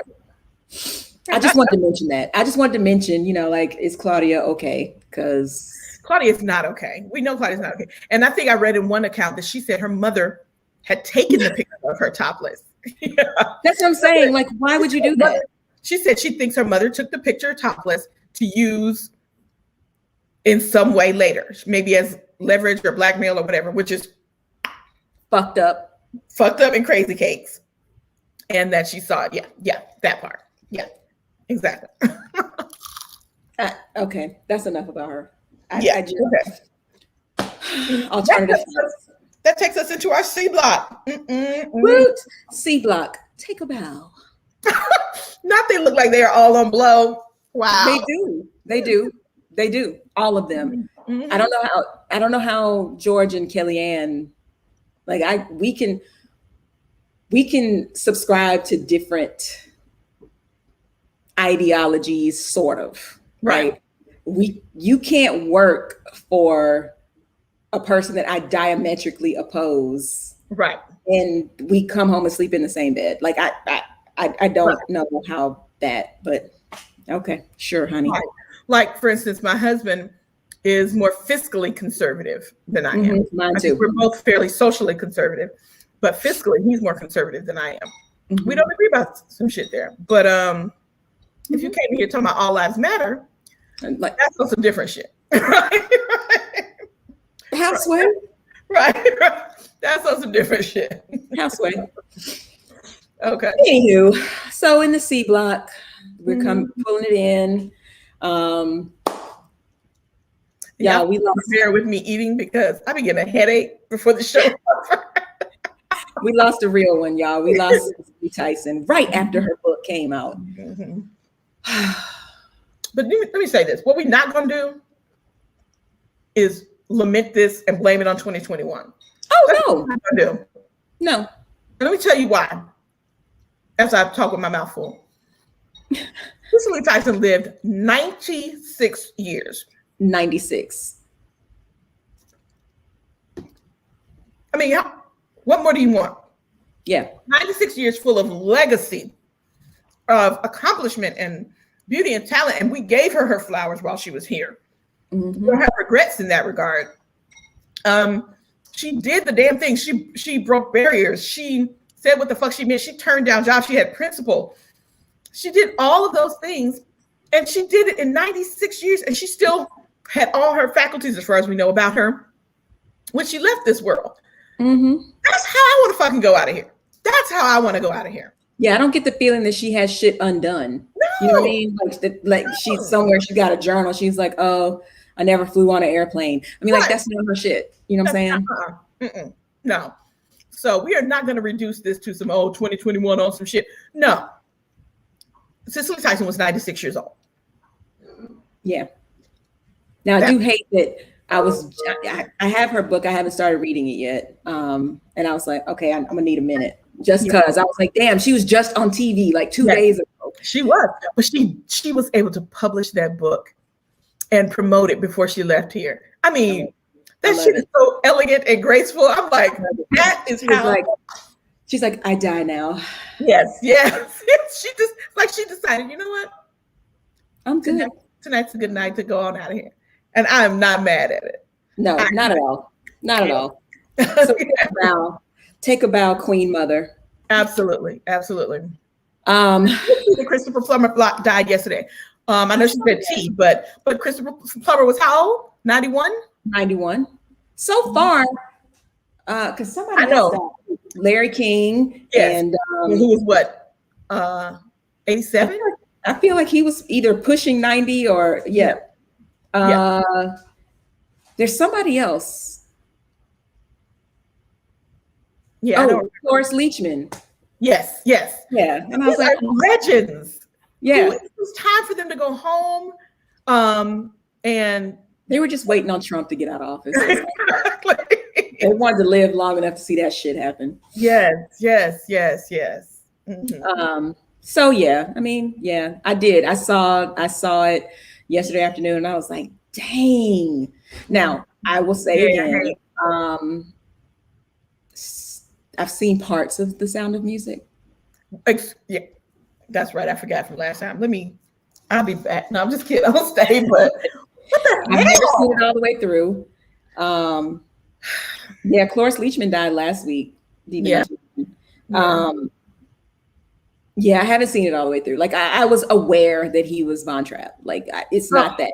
But the issue for me has always been that when it comes on, it be on like ABC or something with commercials, and it's long as fuck. So I couldn't stick with it. That's all. I'm not I know the songs and all that, but I've just never seen it. Watch it for the story. Watch it. Okay. Promise me you'll watch it before I'll watch it. Oh, I'll watch it if you watch Inception. Yeah. What about it? All right. Or no, I'll watch it if you watch Titanic.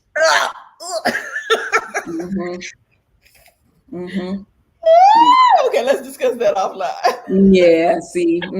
Okay. Y'all, Issa has told us that the final season of Insecure is being filmed as we speak. I know. That I'm sad about. That's it. I mean, that's it. Yeah. Agreed, everybody. Inception was fantastic. But Insecure is coming to an end. And the one thing that I'm kind of glad about, though, is that let's don't drag it out until the story, like you got some loose ends you got to tie up in this season. I won't spoil for those of you that are going to go and binge all of it to catch up. You should if you haven't watched it. You should. But what's JBG? But at least we get a good ending instead. Oh, okay. I'm like, man. Yes, exactly. I when these shows get canceled in the middle and then it becomes the last season, it's like, yeah. See A Different World. The rush to tie shit up, and it's like, whoa. Quasi Bendito said, "Why would anybody watch Titanic? That's a long movie for a sunken ship."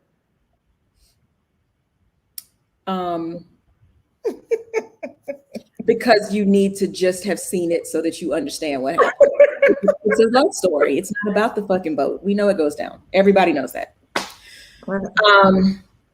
But yeah, so it's coming to an end, and I read that This Is Us, they're only doing one more season. Let me tell you something.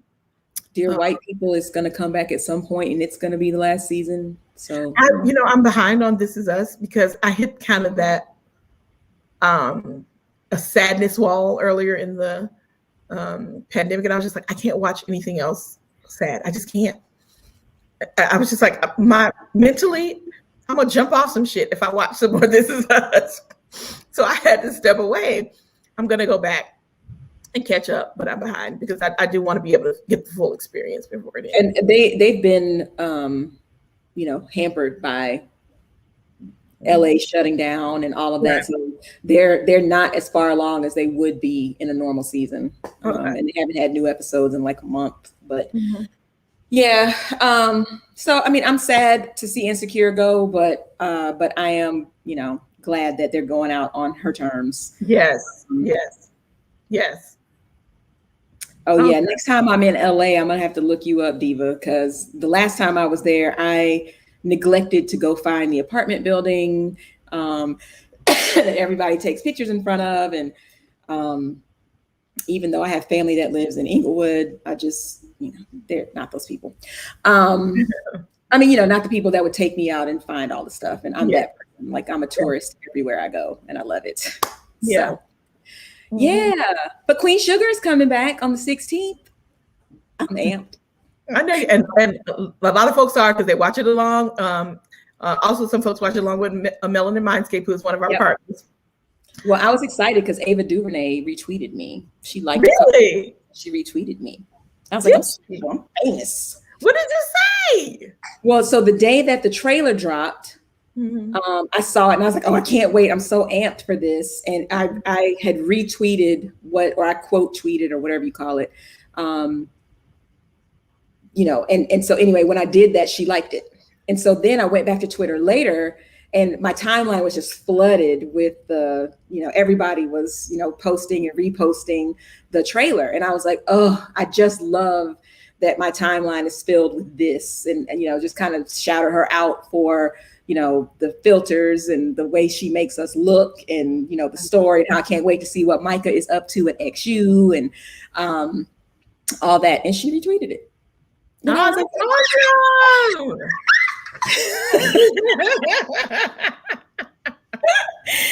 Oh yes, I felt sick. Awesome. That's what's up. Okay, Queen Sugar. I've literally watched like 4 episodes of that. Did you read it? No. Okay, good. Oh, really? The show is way better than the book. It got better. So there's some immediate divergence from the book in my opinion. Okay. But it's a good show. And it does, I'm not going to lie, like those first few episodes, I was like, yeah, I don't know. But it got way better. So, okay. Yeah, we watched Bridgerton. I've seen it twice. We blogged about it. Yes. We get down in the ton. Y'all.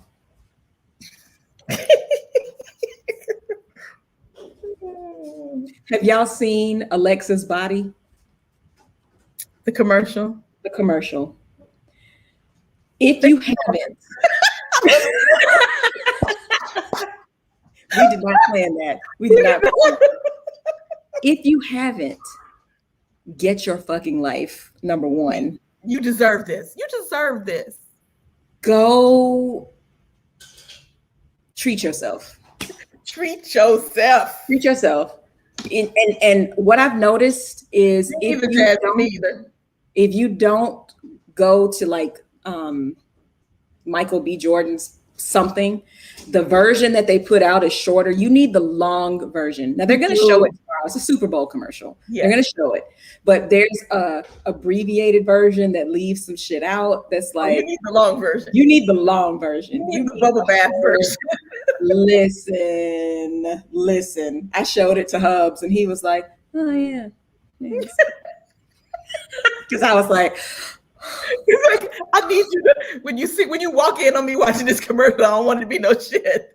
I don't want there to be awkwardness. Right. Listen, it was amazing. It was the commercial you didn't know you needed in your life. Yes. And yes, treat yourself.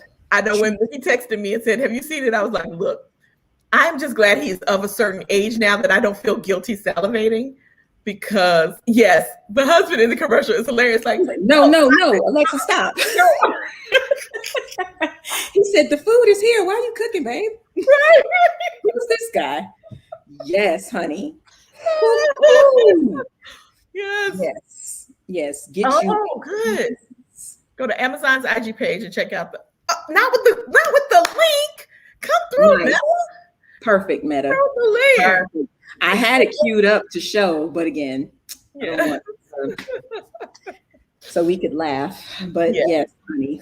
Whew. Get you some. Fever. Yeah, whatever the awards are for commercials, they need it. They need it. They need an Emmy, whatever it is. Give them honorable mention in all of that. God damn. Indeed. Why aren't you sure? I know. Okay, you can't see all of the comments. Yes. Okay, that's right. We forget that some people are commenting from Twitch and some people are commenting from YouTube Live, so you can't see all of the comments. But there you go. Hey, new toy. Love it. We could put people's posts in the I'm adding it to my production portfolio. Mm-hmm. I don't know if you can do anything with that link, Dina, but there it is. If you want to show it, and I'll just cut it out when I post it on YouTube. Okay, I'll show it. Okay. Yes, let's watch it. All right, let me make sure that this is gonna work. We're gonna show it, Meta. We're gonna show it, and y'all, I'll just cut it when you go back. If somebody goes back to watch this, y'all who are watching this on a replay, you're not gonna see the commercial. So just go look for it for yourself. Oh no, hold on. One moment. Right, we still see the slides. Okay. There you go. See. Yep, we see it. All right. Expanded. And I want to make sure you can hear it. Here we go. It's like it knows. Yes. I love it. Show it. Yes. Yes. Y'all, I do feel like it knows. Yeah, it may. Come on with the circle of death. Let's go. Play. Oh man. Are you kidding me? All right, hold on. Let me see if I can use Meta's. She said you can't do nothing with that link. I might have watched it too many times. It's quite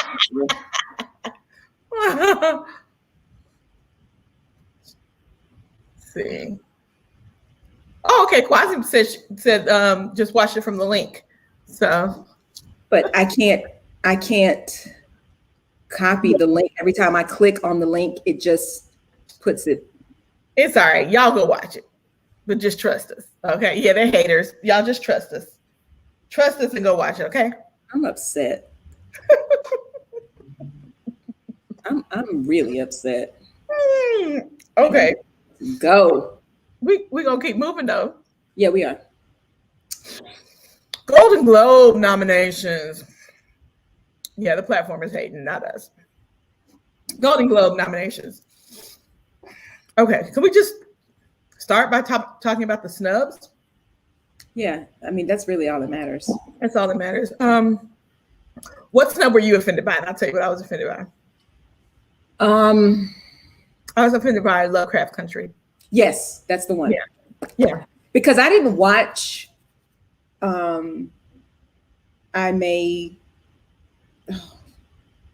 was one that came on HBO, another one that came on HBO, and the chick is British. I may hurt you. I don't know. Yeah. That one. Yeah. That everybody was like, okay, you're sleeping. But Lovecraft Country, not Journey, not the sister, not the main character guy, nobody. I don't know if y'all have seen it yet. We talked about it early on. I don't know if y'all have seen it yet, but the show is fucking out there as it is. I mean, like the first couple of episodes, I May Destroy You. I May Destroy. Thank you. The struggle first few episodes, you're gonna be like, what is happening? Why? It's like, I don't even know what is real. That's what's gonna happen when you watch Lovecraft Country. But it's so good.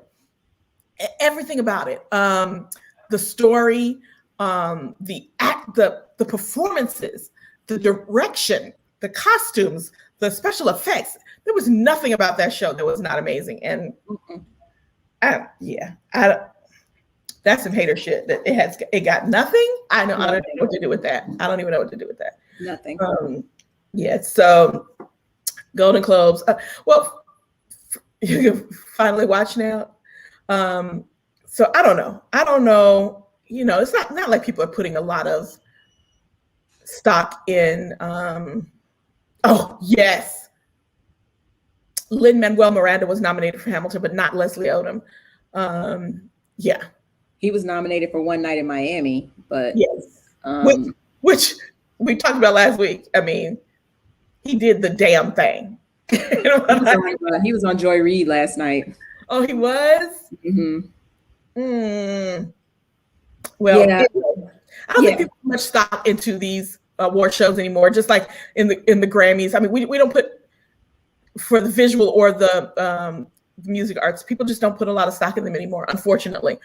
Just like somebody said earlier, I think it was Deb, who said that the Presidential Medal of Freedom is now trash because we've seen how people have just given awards to people who didn't deserve them and not given awards to people who did deserve them. So it's the same kind of thing that people are like, but you still want to see folks, because we have been so underrepresented historically, you want to see folks get their due. And it's frustrating still when you see that they don't. But it's not surprising, which is, a fucking motto for Black people in America. But, frustrating, but not surprising. Yes.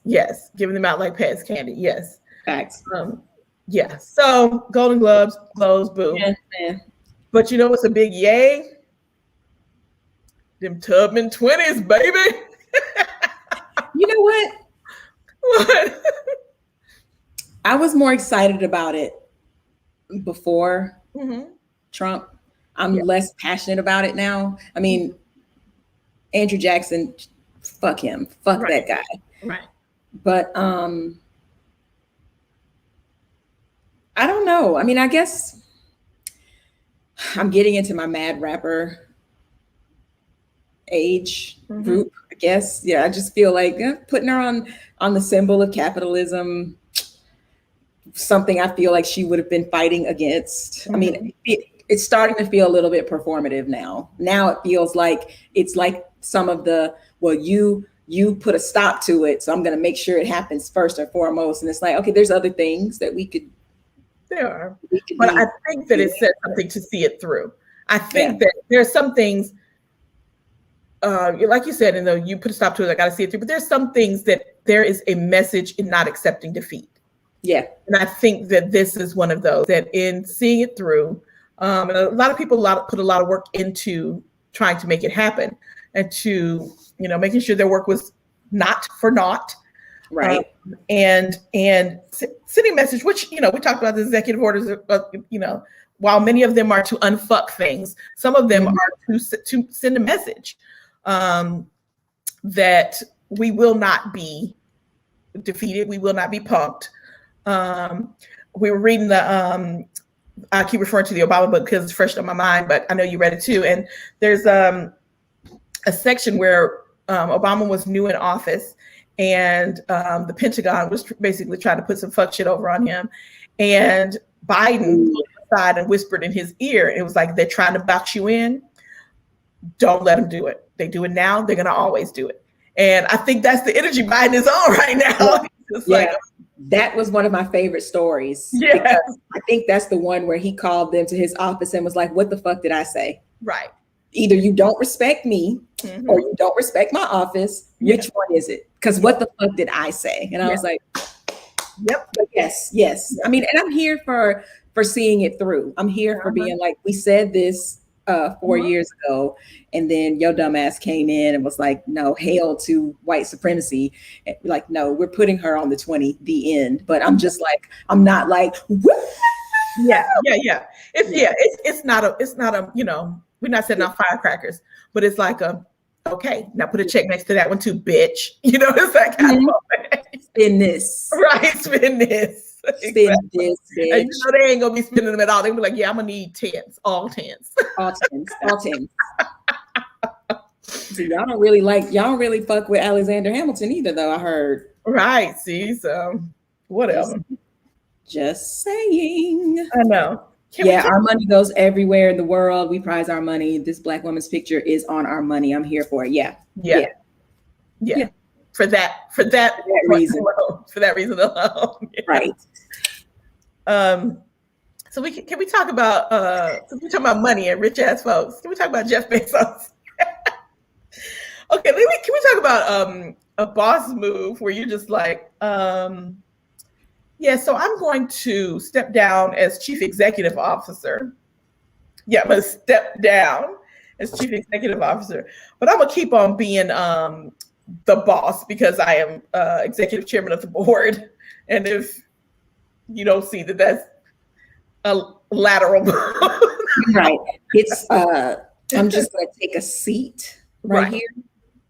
Yeah, and I'm just gonna let the people whose ear I have run the shit the way I've told them they need to run it. Correct. That and also so that he can focus on his space shit. So I mean, he's out here trying to be Elon Musk. He out here trying to do it's the Blue Origin spaceship company fund project, whatever. But yeah, he's stepping aside to focus on that, on the Washington Post, which he owns, on Amazon Day One Fund, and being the executive chair of the board. So people were just like, "Oh my gosh, Jeff Bezos is stepping down. He's stepping down." Yeah. That's all he's doing. He's stepping down. Yes. Yes. That's right. all. Absolutely. Absolutely. Yes, he's a gangster. Mm-hmm. Yeah, but it's crazy that our private citizens again are out here exploring space. Well, considering that they are just trying to find somewhere they can go that we won't be there. Yep. But got news for you. You saw the black man gonna be the first African American on the space station, living on the space station, like we everywhere. Yep. You can't quit us, bitch. What? What? Yes, that part. So nice try though. Oh, Lord. I mean, if you get on if you partner with Elon Musk, you know, shit might not go the way you think. So right, because his shit be exploding and yeah, I got you. Right.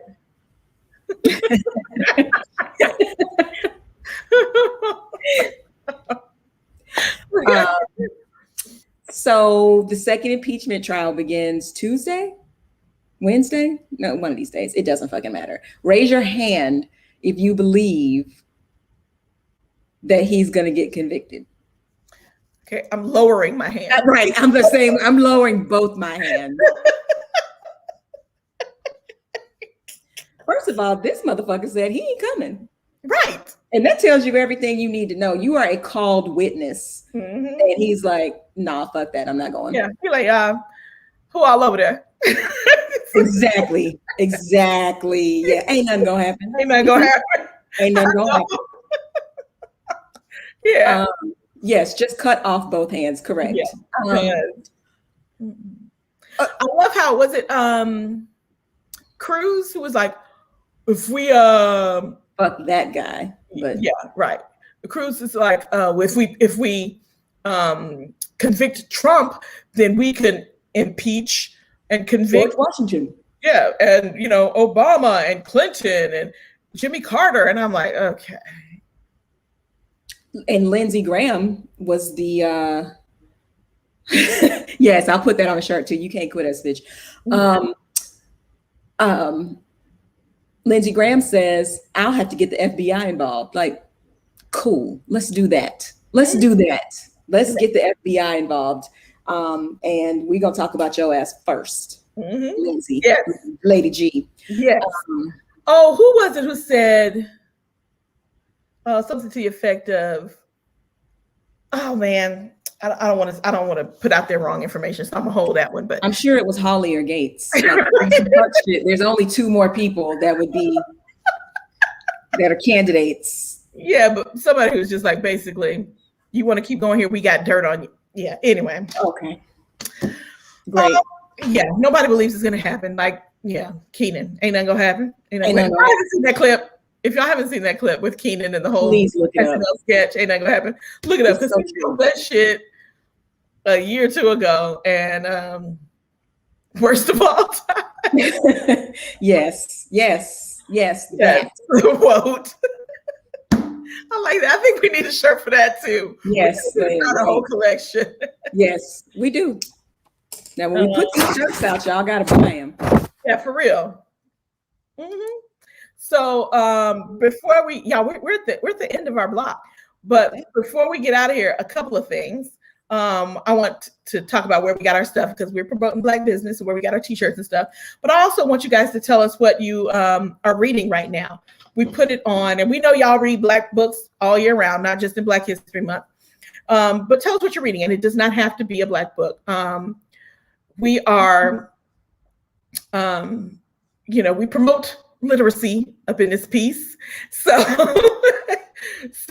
and we're always open to recommendations. Now, I will say, I seem to do a lot of quoting from The Promised Land from President Obama's book, but I will tell you that thing is long. I told you. Long. And if you're not really into foreign policy, stay away. There's a lot of it where you're going to be like, it is not becoming. Let me just say that. It is not becoming. No. This is when I was the president, and this is what happened. Yeah, this is a memoir, part one. Part one, because this is only part of the first term. Yes. And I mean, I'm listening to, girl, what are you doing to the microphone? Because it sounds like you are punching somebody. Sorry, I forgot. I was moving papers. I forgot that the mic is up there. My bad. My bad. Yeah, but there are, to start the thing around your neck by Chimamanda Ngozi Adichie. Okay, so you have to let us know. Yeah, because I have that. I just haven't read it. Yes, absolutely. First of all, I am such a book whore. I have books in my Kindle or Kindle app that are screaming to be read as I purchase new books. And they're like, really, bitch? Yes, okay. I'm trying to show y'all my wall of books, some of which are unread, and I'm trying to do better. I know. But yeah, so what are y'all reading? What are y'all reading? Black Panther by Ta-Nehisi Coates. Okay. Yes. Okay, so last February, I read like 7 books. I was like, oh shit. And I bought Sula. I just read, like I didn't read a lot of Toni Morrison. It's hit or miss. We've talked about this. Yes.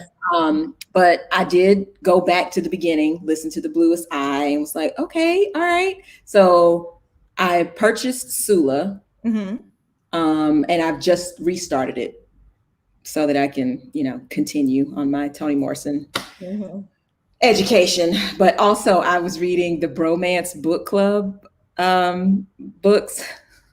I don't know that. Oh, there's 3 of them out so far. It's cutesy, it's dudes who are reading romance novels to like get their shit together in their relationships. Oh, so one in the first book, somebody's trying to save their marriage, and the next 2 books, it's two couples getting together, but they're just trying to overcome their shit and all this. So, they're very quick reads. I usually read them in like a day. But yeah, those are my fun reads. So I always have to pair especially when I'm reading nonfiction, because I'm reading The Purpose of Power, which is it's heavy. It's good and it's easy reading, but it's heavy content, and I have to read something fun. Yeah, I'm about to go. Exactly. So I am rereading The Coldest Winter Ever, because I haven't read it in 20 years. And the second one is coming out.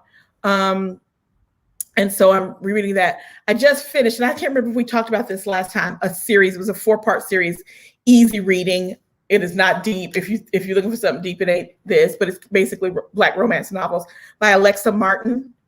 And they're all based around football. I think I have one of those. Yes. So it was Snapped and Fumbled, Blitzed. I can't remember the other one, but it's nothing deep about it. It's read it in one day. Yeah. Black romance, but it is centered around the world of NFL.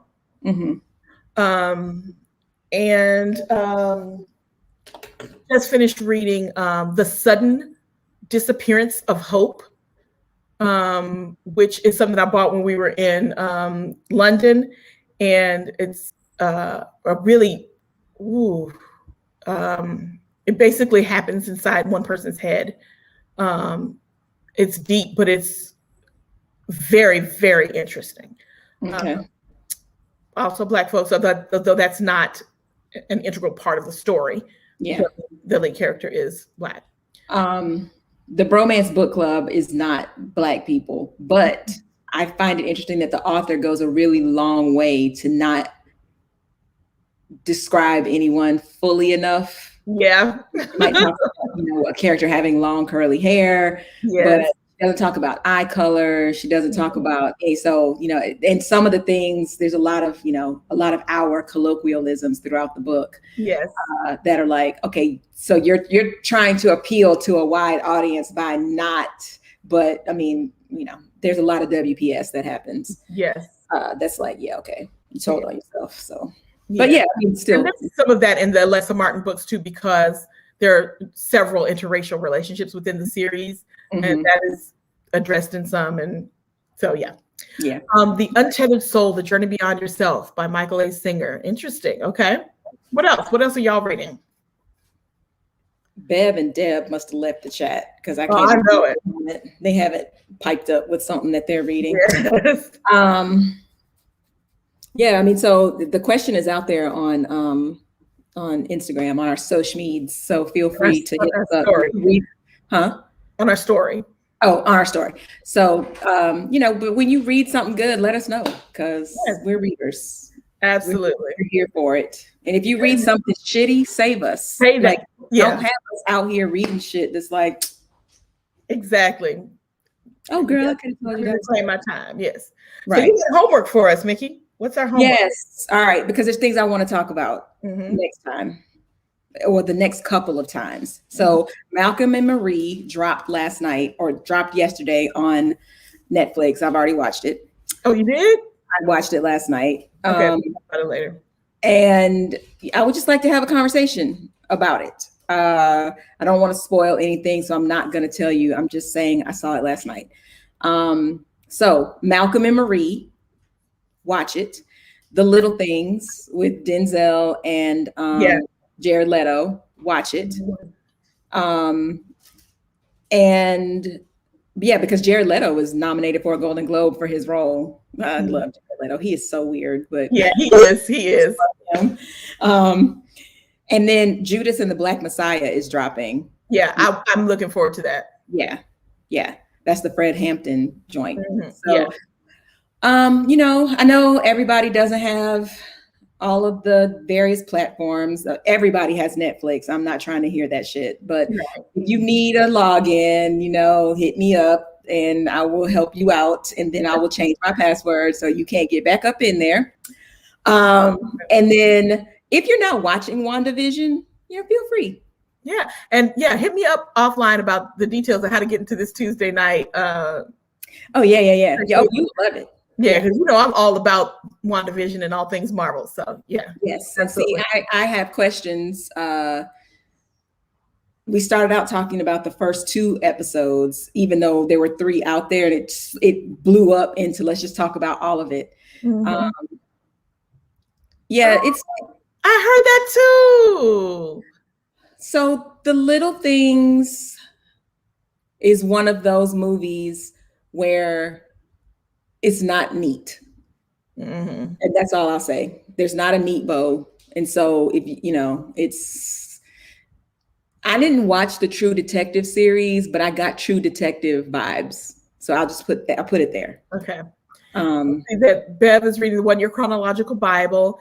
And ATL Brockstar picked up an oldie but goodie, The Fire Next Time. Yeah, that's a good one, boy. I read that last February for the first time.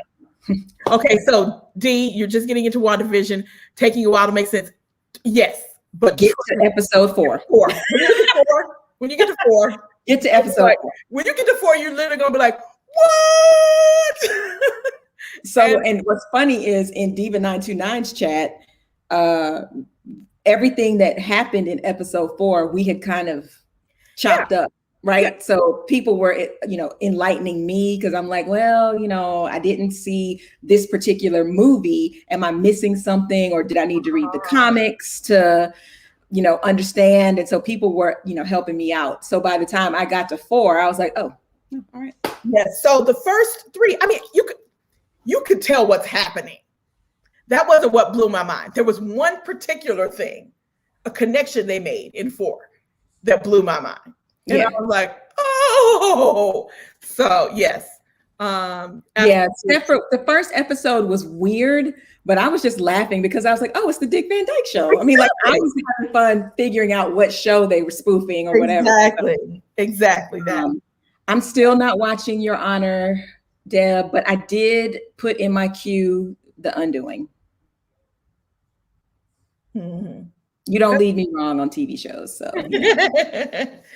All right, so, Mickey, before I take us out of here, where'd you get your shirt from? Power in Black. Power in Black tees. Show them again what it says. This is my mood forever. I'm no Beyonce, but yes, thou shalt not try me. And oh man, why am I just completely blank. D, you have to tell me the name of the place because I just had a completely blank, but it's Kenya Colvin, but I just lost the name of her company. And I really, really do. But curves ahead. And this just happens to be my initial. So I was gonna say, did you have the shirt specially made? Like, no, that's what comes on her shirts, and it just fits. So curves ahead. It's K, obviously curves with a K. Curves ahead. .storeenvy.com. Check her out. Oh, I didn't know Power in Black Tees had a Twitch channel. Yay! So there you go. Y'all support folks, please. Please. Recirculate this dollar. Correct. And again, thank you as always for rocking with us, rolling with us. I know some people who are not commenting who are on here because my sister, while we were talking, sent me a Marco Polo that said, "I love your glasses." Thank you, Sissy. Don't be afraid to get in the chat. We don't bite. Get on in this chat. But thank you seriously, y'all, for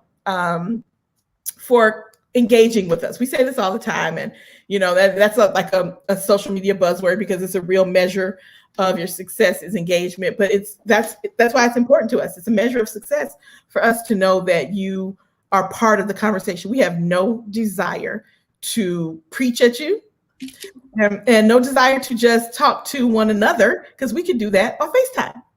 So we do that here with you guys because it is a real conversation and it brings us absolute joy to laugh with y'all for 3 hours on Saturday afternoons. So thank you. For you West Coast people, like Saturday morning for y'all. And this is why I be eating my lunch, y'all. Like, I'm starving. I can't even lie. I am starving. So, wait. I legit might become the Brad Pitt of this here broadcast because I think I'm gonna do it from now on. Anyway, follow us. If you don't read the blog, what is you doing? Go out to baby. What is you doing? There it is. What she said right there, scrolling across the bottom. I ain't even got to tell you because you see it there. Yes. And then go to twoferblog.com and click on the link that says blog and read what we're talking about. We're trying to keep it fresh. We're going to keep coming at you. Somehow living life, working and doing our other endeavors and still writing and planning for these broadcasts, it ain't a small feat. So we hope that you will engage with us. Engage with us in the comment section on our posts. We appreciate it. And again, our partners who we've talked about, and we talk about them because they're important to us. This is how we support one another. We're straight up trying to support one another. We're not trying to profit off anybody else. We just want to give love to and support one another. And so I want to talk a little bit about our partners, Curly and Spiritually Fit. 4 out of 5 Black and brown women are considered overweight or obese. We can change that narrative. Curly and Spiritually Fit is a place where Black and brown women come together to take control over their health and soul. You can find a link to that website on our website. Also, Melanin Mindscape, a blog we've talked about before that's dedicated to Black TV, Black history, and Black literature, all melanin all the time, and that is no BS. Go to Melanin Mindscape. Creative Sippin', a unique and exciting paint and sip studio based out of Chicago, but you don't have to be in Chicago because you can order their paint in a party box and enjoy all the fun in the comfort of your own home. We've done it. It's the move, especially during this here panorama. The Disrupting blog and I said that on purpose. The Disrupting Balance blog and podcast platform uplifts women embracing the transitions and decisions in their personal and professional lives. Actionable strategies plus purposeful content equals winning, a life disrupted in your favor. And then finally, Spiked Sweet Tea. It's a podcast hosted by April Nicole and Dina Haynes, two Black women from the A, not Georgia, but from the A. It is different. Southern hospitality, but spiked. They discuss a range of topics, including pop culture, current events, health, society, and even politics. So you see our partners right up there. Please support them. At least just visit, take 5 minutes, go to our site and click on each one of their sites. So they'll know that you've been there. And as usual, love you, Mickey. Love you back. And for those of you who signed up for Twitch today to follow us, awesome sauce. Thank you. And be sure that you also follow DJ Metaspin, follow Quasi Mandisco, follow Diva929, follow Miss Tiff Star. They all have fantastic shows. They're DJs, they are talk show hosts. I mean, it's a fun time. And if you go ahead and follow them, you'll get alerted when they're doing fun stuff like trivia or, spinning the tunes and the hits and all of that. So that's spam. They look out for me. I'm looking out for them. They're dropping their handles in the comments there. Yes, Meta's dropping the handles in the chat. It's all love. It's all fun. I'm so glad you guys came out. So I just wanted to put that out there. Yeah. And if you want to partner with us, yes, hit us up. I know y'all got all that. So hit us up. Holla at twoferblog.com and put partnership in the subject line and we will handle the rest. And it's HOLLA, holla. I'm putting it in there now. There you go. That's our email address. Put partnership in the subject line. It doesn't cost you anything. All it costs you is some cooperative economics over here. And it's easy. We're not asking you to give a pint of blood or nothing like that. Just not at all. All right. What you want to say. All right. Cool. Oh yeah. Diva929 is on, I think now or maybe in a few minutes. But yeah, if anybody's interested. So. All right. Yay. Bye, guys. Bye. 2 weeks. 2 weeks. 2 weeks. Okay. Bye. Bye.